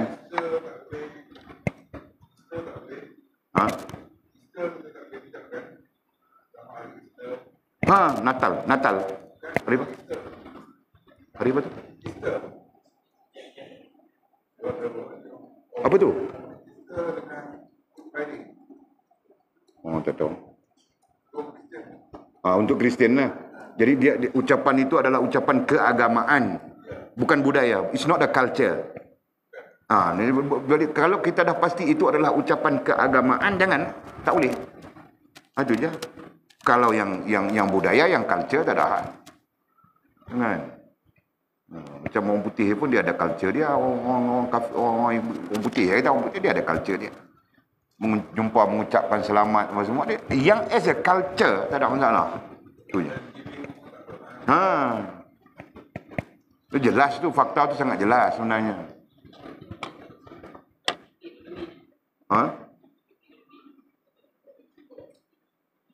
Happy Pak?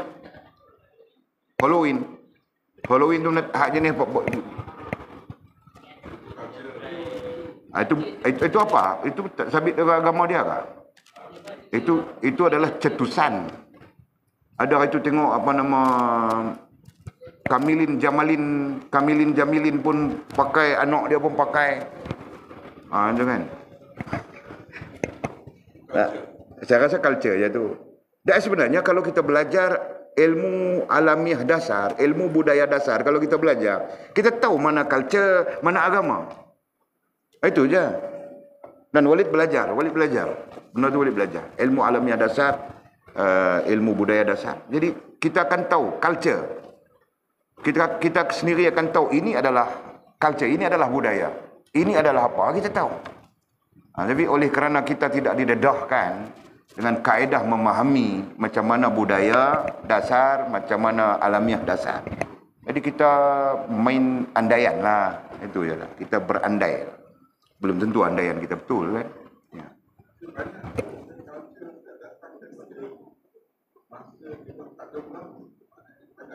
Ya, tak kisahlah budaya tu datang daripada masa tak ada agama sekalipun.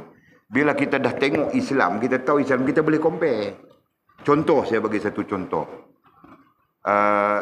Tahlilan, kita ambil tahlilan dalam konteks Indonesia, Jawa ni tak ada Indonesia Jawa. Tahlilan itu digunakan oleh para wali 9, para wali songo dalam dakwah mereka menggunakan tahlilan itu untuk menyebarkan dakwah.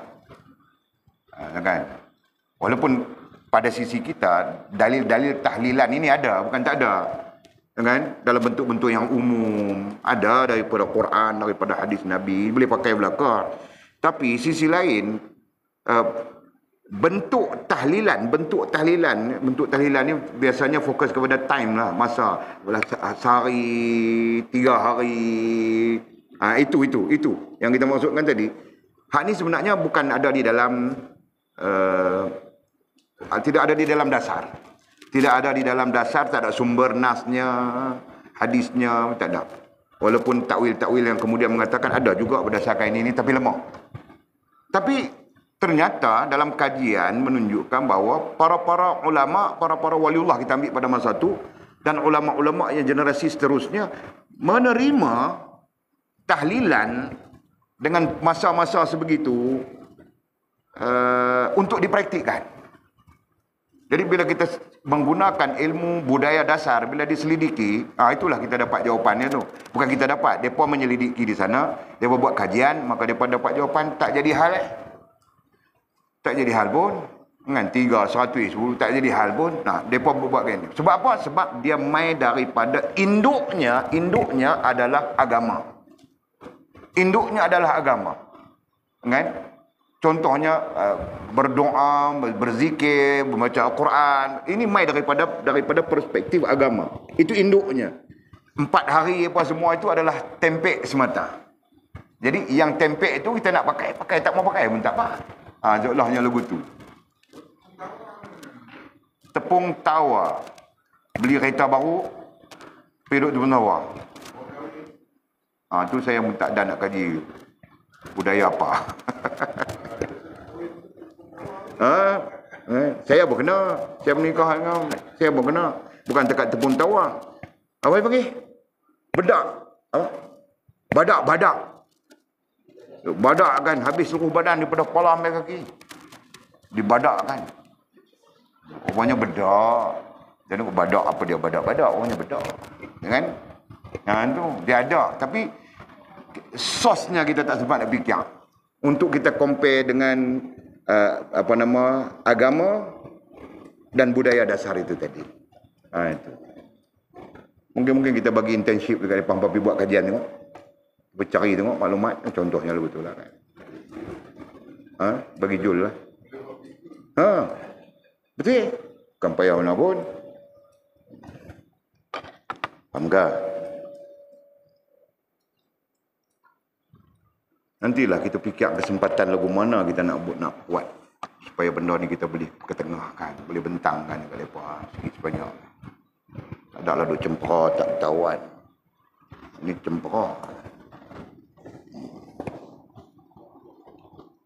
Takut fas mabuk tuhau. Ini budaya tuhau, mabuk tuhau budaya, fas mempening, kembang memapu. Kan? Okey. Sampai mana sudah? Okey. Mengambil bahagian, dia pun mengambil bahagiannya di dunia ini atau menerima penerangan belajar ilmu tentang Allah. Nah, jadi belajar ilmu tentang Allah itu merupakan bahagian besar, penting yang Allah Subhanahu wa taala berikan kepada kita di dunia ini, dalam kehidupan ini. Faham kah? Nah, itu. Jadi berapa orang yang mau belajar ilmu tentang Allah? Tidak ramai kan? Tidak ramai yang mau belajar ilmu tentang Allah. Yang ramainya mau belajar apa? Yang ramainya mau belajar karaoke. Nah, kalau kau buat karaoke, penuh orang. Kalau kau buat dangdut, nah penuh orang. Nah, paling tidak kau buatlah apa-apa yang lara-lara, nah penuh orang. Tapi yang mau belajar tentang Allah, Nabi bilang sudah dalam hadis sahih. Oleh tidak ingat mematannya. Tapi Nabi bilang sudah, itulah yang sedikit. Sebagian ulama mengatakan sedikit daripada tersedikit. Nah, itu lebih kuat. Paham tak? Nah, berapa orang yang ambil bahagian dalam hidupnya belajar ilmu tentang Allah. Paham tak? Kenapa jadi begitu? Nah, bermula daripada rohaniah di sana. Karena rohaniahnya salah sudah. Itu kan? Nah, sampai akhir hidupnya tidak dia belajar ilmu tentang Allah. Rugi kan? Nah, bayangkan kamu orang belajar rohaniah. Nah, rohaniah kita betul dari sekarang betul. Dan nantinya kamu orang akan jumpa, walau macam mana keadaan pun, kamu orang akan berjumpa ilmu tentang Allah. Paham tak? Pasti bah. Ulama bilang pasti. Ibnu Athaillah, Imam Abu Haris Ibnu Athaillah dalam Hikam, Abu Haris Muhasibi dalam Adabun Nufus mengatakan pasti kau akan berjumpa dengan ilmu Allah, ilmu tentang Allah. Nah, bilangnya berjumpa ilmu tentang Allah. Nah, di sebaliknya ialah kau akan kenal Allah, kau akan ma'rifah Allah Subhanahu wa taala. Nah, itu. Paham tak? Nah, itulah bahagiannya. Ambil. Nah, kamu orang dari sekarang ambil bahagian itu. Jangan dibiarkan kosong begitu saja. Ambil bahagian, itu bahagian daripada kehidupan kita. Dan jangan terabaikan bahagian itu, ilmu tentang Allah. Nah, belajar kan? Yang kita pun belajar sudah sedikit sebanyak. Nah, Walid tidak mau bentangkan semua, kamu orang nanti pening. Nah, satu-satu. Nah, ketika boleh bentang semua, nah kita bentang semua saja. Paham, Jul? Nah, kau perhatikan, kau pejam mata, kau imajinasi saja. Nah, di Pitas itu ada berapa ribu orang? Katakan di kampung kau Pitas itu ada 4.000, ada 5.000 orang. Nah, dalam 5.000 orang yang berduduk di kampung kau itu, berapa orang yang mengambil bahagian dalam kehidupan mereka mengenal Allah Subhanahu wa taala. Nah, kau pikir saja. Mesti kau akan jumpa. Kan? Kalaupun mereka mengambil bahagian, mereka bukan mengambil bahagian mengenal Allah. Mengambil bahagian-bahagian yang lain. Nah, di sana akan menjadi kesalahan. Kan? Sebab secara prinsipnya kau kenal diri kau sendiri, baru kau boleh kenal Allah. Nah, itu secara prinsipnya.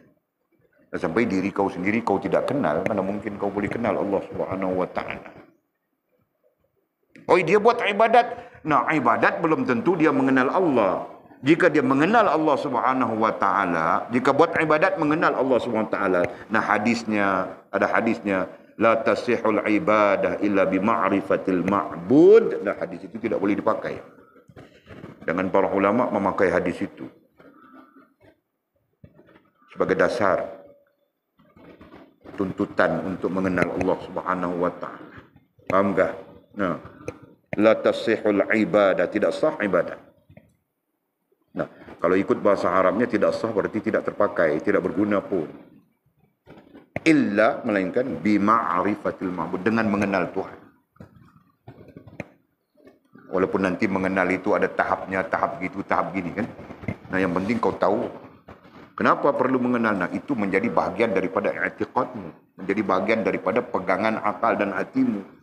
Nah, kalau sampai kau tidak ada pegangan akal dan hati, nah, kau beriktikad apa? Kau berpegang dengan apa? Nah, itu isu. Faham tak?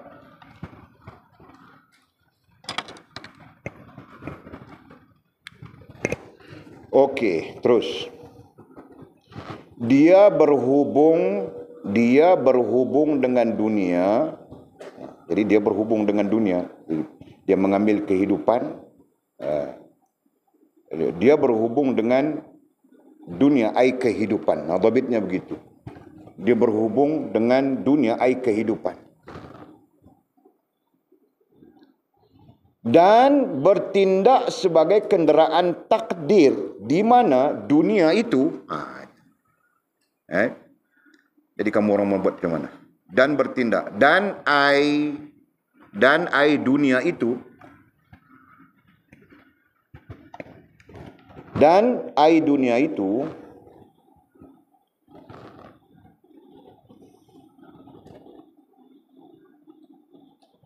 bertindak sebagai kenderaan takdir. Bertindak sebagai kenderaan takdir yang dilantik olehnya. No. Dunia dalam kehidupan kita mengambil bahagian. Nah, bahagian yang kita ambil itu menjadi seperti kenderaan yang kita sendiri melantiknya. Itu majasnya, kiasannya begitu kan? Yang kita ambil itu menjadi transport. Nah, itu kita bilang menghubungkan kita dengan Allah. Yang kita ambil itu menjadi penghubung kita dengan Allah SWT. Bahagian-bahagian daripada kehidupan kita itu yang kita ambil menjadi penghubung di antara kita dengan Allah SWT. Nah, ketika itu kau ambil telefon menghubungkanmu dengan Allah. Kau makan menghubungkanmu dengan Allah. Kau bercinta bercinta itu menghubungkanmu dengan Allah SWT. Bukan bercinta itu bawa kau masuk hutan lalang, hutan ubi, bawa pokok pisang. Zaman klasik buat cerita, bercinta bawa pokok ubi, pokok pisang. Faham tak? Makin. Nah, kau berpakaian itu menghubungkanmu dengan Allah.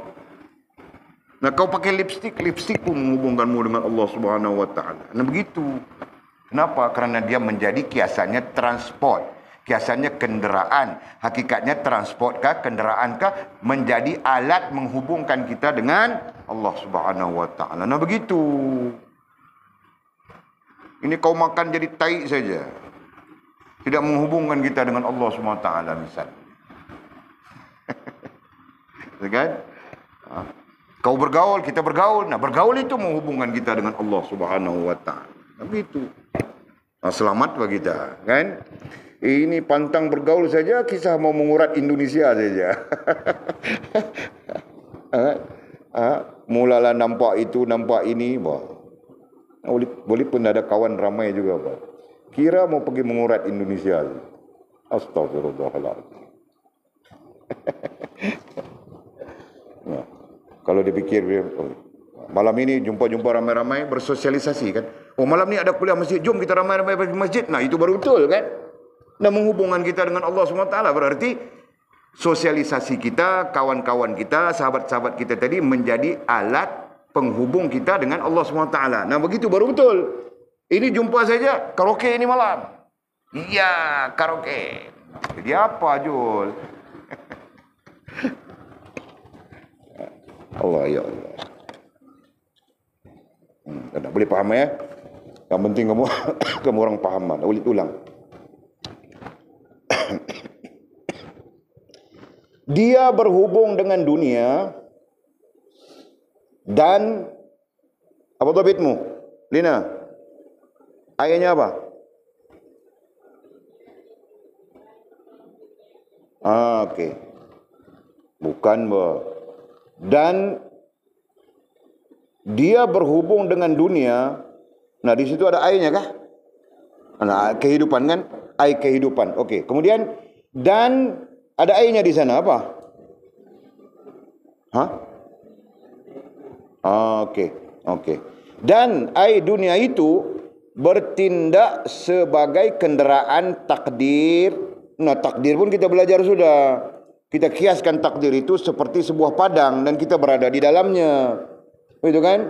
Jadi gambaran itu mudah difahami. Jadi dan dunia itu bertindak sebagai kenderaan takdir. Nah, dalam padang itu dia ada kenderaan. Majasnya begitu. Dengan maksud penghubung yang menghubungkan dia dengan segala sesuatu di dalam padang takdir itu. Kan? Dan menghubungkan dia dengan Allah Subhanahu wa taala. Okey. Kenderaan takdir yang dilantik olehnya. Apa maksud dilantik olehnya? Nah, maksudnya kita menentukan. Yang dilantik olehnya, kita menentukan. Jadi kita menentukan telefon kita itu menghubungkan kita dengan Allah. Kita yang menentukan, kawan-kawan kita, sahabat-sahabat kita itu penghubung kita dengan Allah SWT.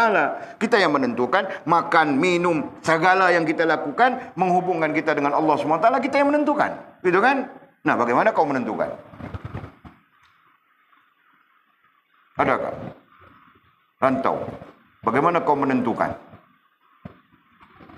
supaya menghubungkan kau dengan Allah SWT?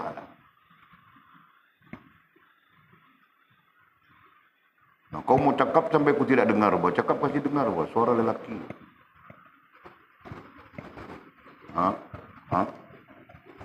Soalan. Nah, bagaimana kehidupan itu menghubungkan kau dengan Allah Subhanahu wa taala? Nah, Jul pakai telefon, kau pun pakai telefon. Kau berkawan dengan Jul, Jul berkawan dengan kau. Nah, sekarang bagaimana kau mau buat supaya telefon itu menghubungkan kau dengan Allah? Bagaimana kau mau buat Jul yang berkawan dengan kau menghubungkan kau dengan Allah? Jul pun serupa juga. Macam mana kau mau buat dengan rantau ini supaya dia menghubungkan kau dengan Allah Subhanahu wa taala? Nak kiaskan kepada hal yang lain. Fikirkan. Pada dasarnya belajar semua sudah.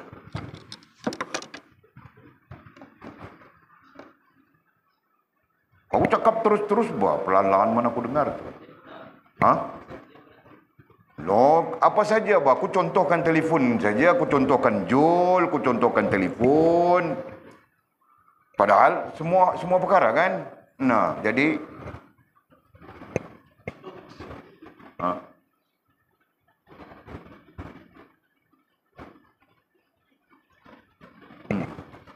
Nah, soalanku itu sangat bernas, kau tahukah?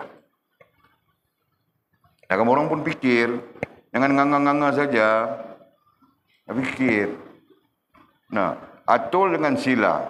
Atul berkawan dengan Sila. Sila berkawan dengan Atul. Ngam, lipstick pun kongsi dua orang. Bagus, Nah, sekarang kau membuat macam mana supaya Sila menghubungkan kau dengan Allah? Sila, kau membuat macam mana supaya Atul menghubungkan kau dengan Allah? Nah, itu contoh mudah. Lain-lain aku bilang telefon saja jadi. Kau membuat macam mana telefonmu itu menghubungkan kau dengan Allah? Nah, kau pun serupa Atul. Kau membuat macam mana supaya telefon itu menghubungkan kau dengan Allah?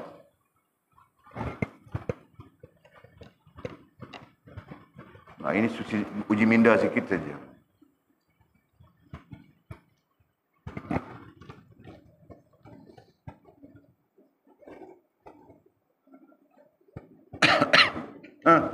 Siapa mau jawab tadi rantau? Dua saja contoh. Telefon menghubungkan kau dengan Allah, kau mau buat macam mana? Jul menghubungkan kau dengan Allah, kau mau buat macam mana supaya Jul menghubungkan kau dengan Allah? Nah, itu.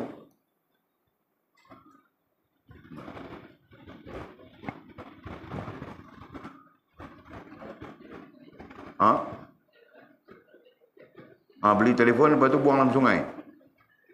Itu macam mana? Dengar selawat. Nah, dengar selawat pun belum tentu menghubungkanmu dengan Allah SWT. Kau bukan dengar selawat itu, kau kasih bunyi saja. Kepala kau pikir lain. Kepala kau pikir si Jenab tu. Jenab lah. Lupa sudah nama. Contoh, boleh kasih tahu begitu kan. Nah, ada satu perkara yang telah diajar, kamu orang lambat capture. Kau mau gunakan istilah apa? Kau mau gunakan istilah apa? Kau boleh guna 3 istilah, 3 ke 4 istilah kau mau guna, kau guna saja. Nah, aku kasih tahu saja gambaran-gambaran. Telefon kau akan bertukar, menghubungkan kau dengan Allah. Bermula dari situ. Jul, kawan baik kau akan bertukar menjadi apa? Menghubungkan kau dengan Allah Subhanahu wa taala. Bermula dari situ. Apa? Aduh, kamu orang nih. Nah, secara ilmu sedang kita bincangnya, yang kita bincang sekarang ya, bilang hati saja. Nah, yang kita bincang sekarang. Oke. Nah, kalau secara dasarnya apa di sini? Aduh, jazam, niat, rasa. Nah, itu secara dasar kita belajar. Oke? Nah, ini pun dasar juga, Pak. Nah, bilang hati saja. Dari hati inilah yang keluar jadi kau punya apa tadi. Nah, kau pakai telefon, aku pakai telefon ini, ku niat lillahi rabbil alamin. Nah, menghubungkan kau dengan Allah SWT sudah. Selebihnya adalah tingkah laku kau sendiri, Pak. Kalau kau, aku lillahi rabbil alamin, tapi kau buka saja berdosa dalam diam, nah itu salah kau, Pak. Paham tak? Nah, begitu. Jadi istilahnya apa? Kau mau pakai istilah jazam juga boleh, cuma terkait usuluddin langsung. Kau mau pakai istilah niat, nah itu yang terbetul, terkait dengan amalan, gitu kan? Terkait dengan fiqh. Kalau kau pakai istilah rasa pun betul, itu terkait dengan diri kita juga, gitu kan? Paham tak? Nah, kau pun betulkan niat kau. Nah, sama saja dalam hal-hal lain, betulkan niat kita. Jadi ku ambil ini kerana Allah Subhanahu wa taala, di samping tindakan kita betul menurut Allah Subhanahu wa taala dan Rasul. Begitulah? Paham kah? Nah, begitu. Nah, kau mau campur siapapun yang kau mau campur saja, Pak. Jadi ku campur itu kerana Allah Subhanahu wa taala. Bukan ku campur kerana aku mau pegang punggung kau. Misalnya. Betul kan? Mana aku tahu bah kamu orang, kadang-kadang geram saja tengok punggung orang itu, punggung orang. Jul, kau senyum saja, Jul. Hah? Nah, paham tak sekarang? Nah, jadi yang menghubungkan kita dengan Allah Subhanahu wa taala itu kita yang menentukan sendiri, Pak. Melalui, nah itu. Cuma kita spesifikkan apabila melibatkan perhubungan, tindakan ataupun amalan, nah kita bilang niat. Nah, niat itu yang kau tentukan sendiri. Siapa boleh tentukan kau punya niat? Sampai mati pun tidak ada siapa boleh tentukan kau punya niat, Pak. Melainkan kita sendiri saja. Nah, bangkil, aku niat mau menikah dengan Mira Idora kerana Allah Subhanahu wa taala. Maka setia saja bangkil sampai sekarang. Itu kau tengok. Betul faham tak bangkil? Nah, jadi bukan kau perlu masuk hospital dulu, belah dada kau, korek, buang semua busuk-busuk, tai-tai kau semua mau buang dulu. Lepas tu baru kau mau mana? Kau betulkan niat kau saja, Pak. Bilangnya begitu. Jelaskan sudah. Nah, kau yang membina transport takdir itu. Kita yang membina transport, istilahnya transport, kenderaan, transport orang putih, apa tadi? Penghubung. Nah, kita yang membina penghubung itu dan kitalah yang memutuskan penghubung itu. Jelas sudah?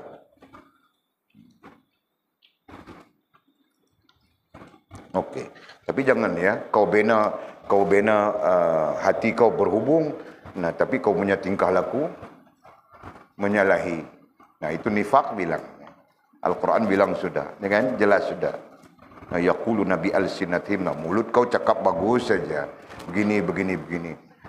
Laisa fi qulubihim, tapi tidak hati. Nah, hati buruk, mulut saja bagus. Nah, itu nifaq. Nah, kita bercakap tentang mukmin. Nah, yang mukmin itu seperti mana kita sebutkan tadi. Nah, niatnya betul dengan Allah, maka kemudian tingkah laku yang mewakili perhubungan itu akan jadi betul. Paham tak? Nah, begitu.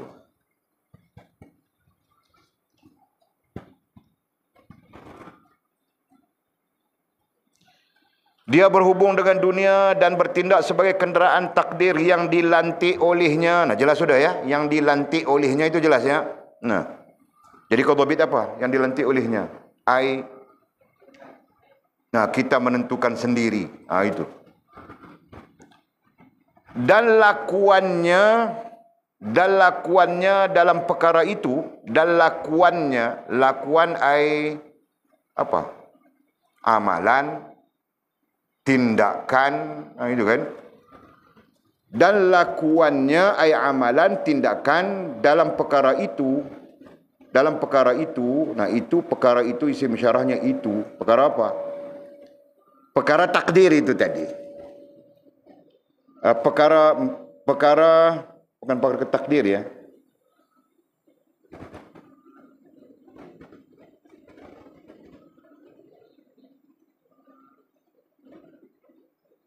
Kita bahas. Dan lakuannya dalam perkara itu, nah perkara itu balik kepada melaksanakan. Murajaknya adalah melaksanakan perintah. Melaksanakan perintah dan mengambil bahagian itu. Kepala ayat. Dan lakuannya dalam perkara itu, ai melaksanakan perintah rohaniah dan mengambil bahagian, tanpa dia terlibat di dalamnya. Apa maksudnya itu? Maksudnya adalah Allah yang tetapkan. Nah, bukan dia terlibat. Allah Subhanahu wa taala, kan ketetapan Allah Subhanahu wa taala itu ada 3. Qada, qadar, takdir. Semuanya ketetapan. Ya kan? Nah, qada ketetapan Allah Subhanahu wa taala yang tidak terkait dengan ikhtiar kita hamba. Qadar ketetapan Allah Subhanahu wa taala yang terkait dengan ikhtiar kita hamba. Takdir ialah gabungan qada dan qadar itu. Dan berlaku ke atas kita hamba. Nah, kau jangan kau macam itu bangkil. Kau seperti macam tidak faham saja. Kau ajar dari awal sampai sekarang semua aku cakap itu saja. Nah, kalau kau tidak faham, kau cari sampai faham. Kau tidak mau cakap lagi sudah. Mau diam saja. Kau mau betapa lepas ini, kau tahu kan? Okey. Jadi katanya mana? Dan lakuannya ai amalan, tindakan dalam perkara itu. Perkara itu tu apa? Perkara itu yang kita sebut tadi, melaksanakan perintah rohaniah dan mengambil bahagian daripada kehidupan. Nah itu tanpa dia terlibat di dalamnya. Maksudnya dia tidak terlibat dengan ketetapan Allah Subhanahu wa taala. Nah, memang kita tidak terlibat bahawa Allah yang Maha menetapkan. Betul kan? Nah, kita mau terlibat macam mana? Apa kuasa kita? Dan kita berdiri dengan la haula wala quwwata illa billahil aliyul azim. Nah, justru itu kita mau terlibat apa? Dengan apa? Upaya apa? Nah, melainkan semuanya Allah Subhanahu wa taala. Begitu kan? Jelas tak? Nah, itu maksudnya.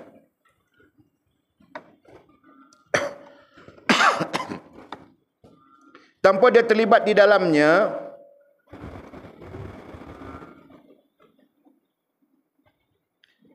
dan tanpa keinginan, nah bilang lagi, dan tanpa keinginan, nah berarti bukan datang daripada keinginannya. Tanpa keinginan berarti bukan datang daripada keinginannya. Jadi keinginan siapa? Bukan keinginan, bang. Kehendak Allah Subhanahu wa taala. Nah, kadang-kadang kita manusia ini pandai cakap saja kehendak Allah, kehendak Allah, kehendak Allah. Nah, itu apa maknanya? Nah, Allah menghendaki begitu. Faham tak? Tanpa keinginannya dan tanpa keinginan ai apa ya? Mau tulis macam mana?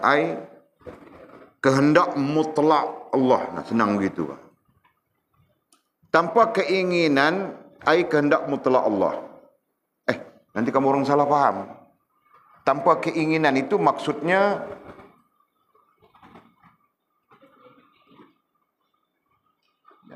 apa? Maksudnya kita nak menafikan yang kita terlibat. Kita ada keterlibatan, seolah macam kita ada kuasa untuk Seolah-olah kita ada kuasa terlibat dengan kuasa Allah Subhanahu wa taala. Faham tak? Nah, hakikatnya kita tidak ada apa-apa, melainkan semuanya Allah Subhanahu wa taala. Itu maksudnya itu. Jadi kita tidak ada keinginan. Nah, kau angguk-angguk saja, kau faham apa bangkil? Kenapa lipas kacau kita punya ni? Faham tak? Faham tak? Boleh faham tak ya? Sudah apa? Faham sudah apa? Jangan tak faham saja.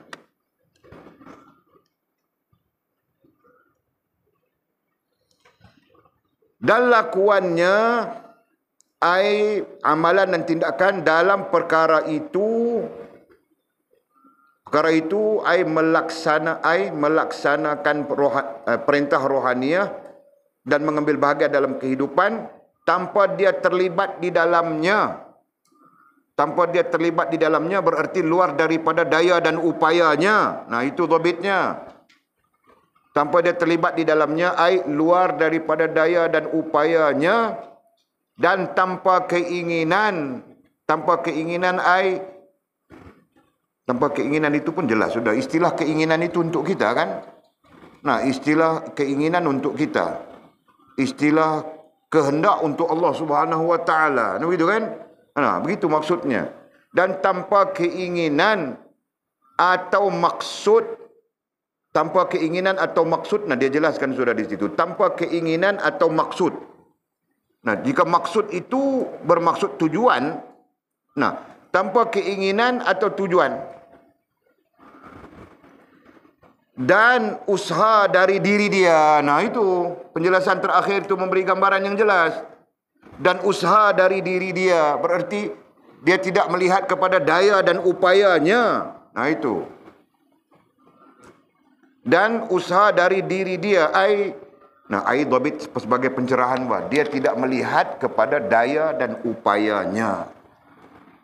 Melainkan daya dan upaya Allah Subhanahu wa ta'ala.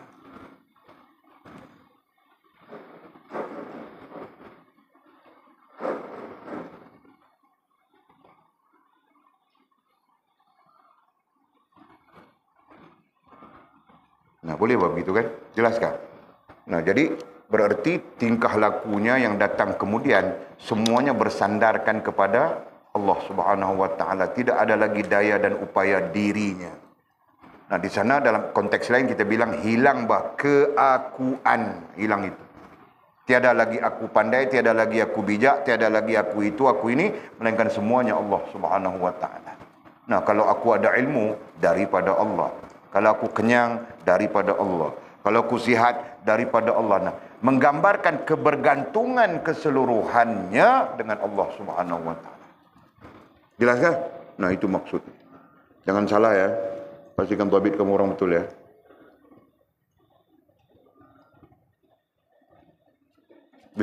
Wajah sudah. Dia diberi ganjaran, dia diberi ya. Dia orang yang sempurna hubungan dan perhubungannya dengan Allah, diberi ganjaran. Nah, ganjaran pun kita tafsir sudah ya. Kataan ganjaran. Kerana semua ini bagi kali yang keduanya. Jadi kerana semua ini apa? Itu semua yang dia lakukan di atas itu tadi. Kan? Semua yang dia lakukan di atas itu tadi dan semua syarat yang telah terpenuhi itu tadi. Mula-mula kita bercakap syarat ya, ada 5. Nah, itu, kerana itu. Dan nombor 2, dia melaksanakan perintah rohaniah dan mengambil bahagian daripada kehidupan, bahagian dalam kehidupannya. Nah, jadi dia diberi ganjaran kerana semua ini. Nah, itu semua ini balik kepada itu. 5 syarat dan 2 hal itu tadi. Bagi kali yang keduanya. Kan? Apa maksud bagi kali yang keduanya? Berulang. Nah, maksud bagi kali yang keduanya berulang. Nah, Allah mengulangi.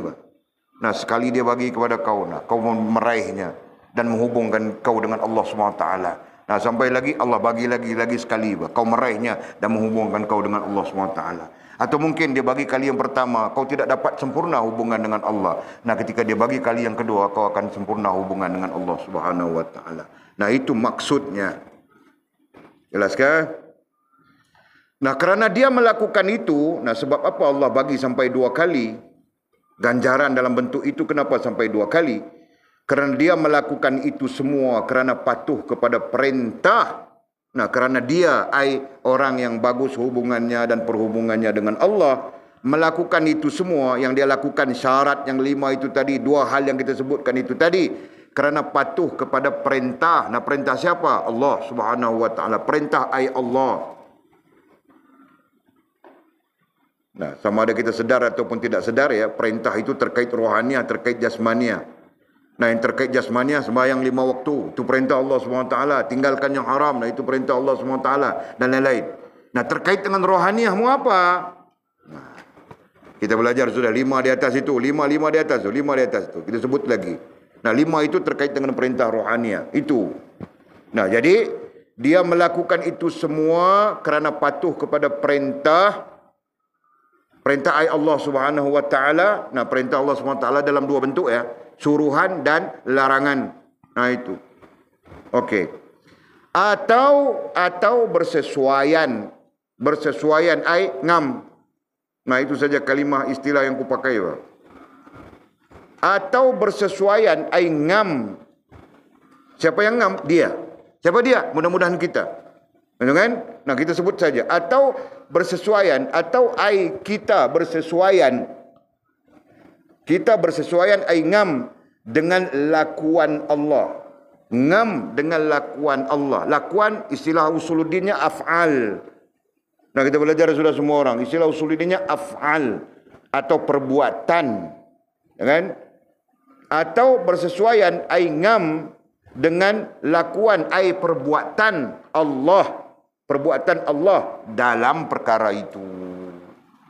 Nah, dalam perkara itu apa?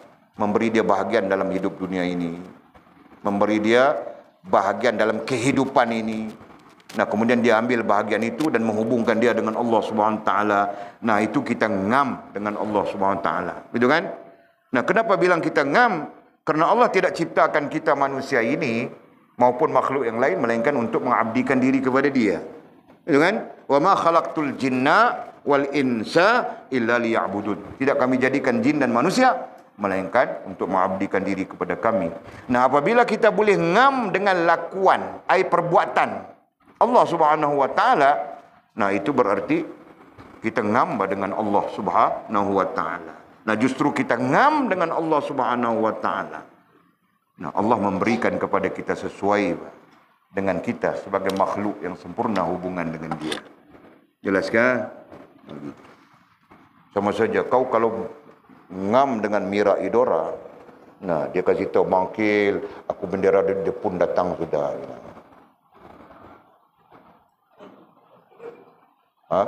Kau paham enggak mangkil? Paham kan? Nah, dia kasih tahu kau bah. Nah, kalau dia tidak ngam dengan kau, dia mau kasih tahu kau kah? Nah, dia malu bah kan? Nah, bukan itu saja, tai lalat di mana pun aku kasih tahu, dia kasih tahu bah. Cantik bah tai lalat kau Mira. Dia kata ini kurang cantik bang, ada tempat lagi cantik. Di mana bawah ketiak aku bilang. Nah, bila dia ngam dengan kau, nah dia akan memberitahu kau bah. Walaupun itu adalah rahsia. Faham tak? Nah, Allah Subhanahu wa taala kita kiaskan saja. Allah Subhanahu wa taala bila ngam dengan kita sebagai hamba-Nya. Nah, bukan tuntutan Allah ngam dengan kita. Kita yang dituntut supaya ngam dengan Dia, gitu kan? Nah, ketika kita ngam dengan Allah Subhanahu wa taala, nah Allah akan membuka rahsianya kepada kita. Yang kita bilang rahsia. Kenapa bilang rahsia? Karena tidak semua orang paham itu. Paham tak? Nah, Allah akan buka kepada kita, berikan kepada kita. Nah, melalui apa dia buka? Melalui sir alami dan melalui sir nafsi. Nah, belajar sudah semua orang. Paham tak? Nah, mudah-mudahan Allah memberi kita ilmu bagi kita berhenti di situ. Wallahu a'lamu bishawabih wa kama qala.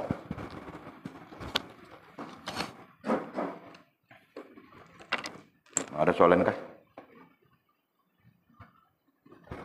Okey, lepas ini susun ya.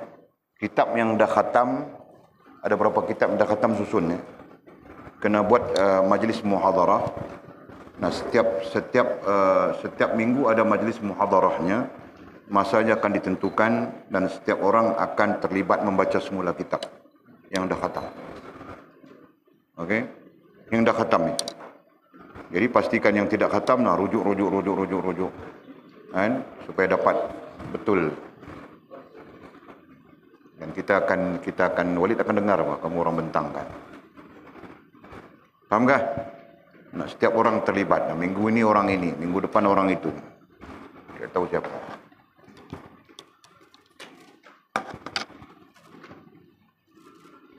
Okey, ada pertanyaan lain kah?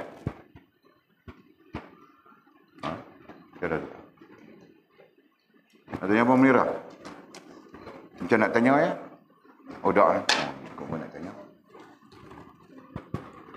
Bismillahirrahmanirrahim. Alhamdulillahirabbil alamin wassalatu wassalamu ala asyrafil mursalin sayyidina wa maulana Muhammad wa ala alihi washabihi ajma'in. Allahumma iftah lana futuhal arifin warzuqna fahman nabiyyin waj'alna min ibadikas salihin. Allahumma ihdinas siratal mustaqim siratal ladzina an'ama Allah من النبيين والصديقين والشهداء والصالحين. اللهم ربنا افتح بيننا وبين قومنا بالحق وأنت خير الفاتحين. اللهم أعنا على ذكرك وشكرك وحسن عبادتك. اللهم أعنا على ذكرك وشكرك وحسن عبادتك. اللهم أعنا على ذكرك وشكرك وحسن عبادتك. اللهم فقهنا في الدين وعلمنا التأويل. اللهم فقهنا في الدين وعلمنا التأويل. اللهم فقهنا في الدين وعلمنا التأويل. وصلى الله على سيدنا محمد وعلى آله وصحبه وبارك وسلم والحمد لله رب العالمين. تقبل الله منا ومنكم.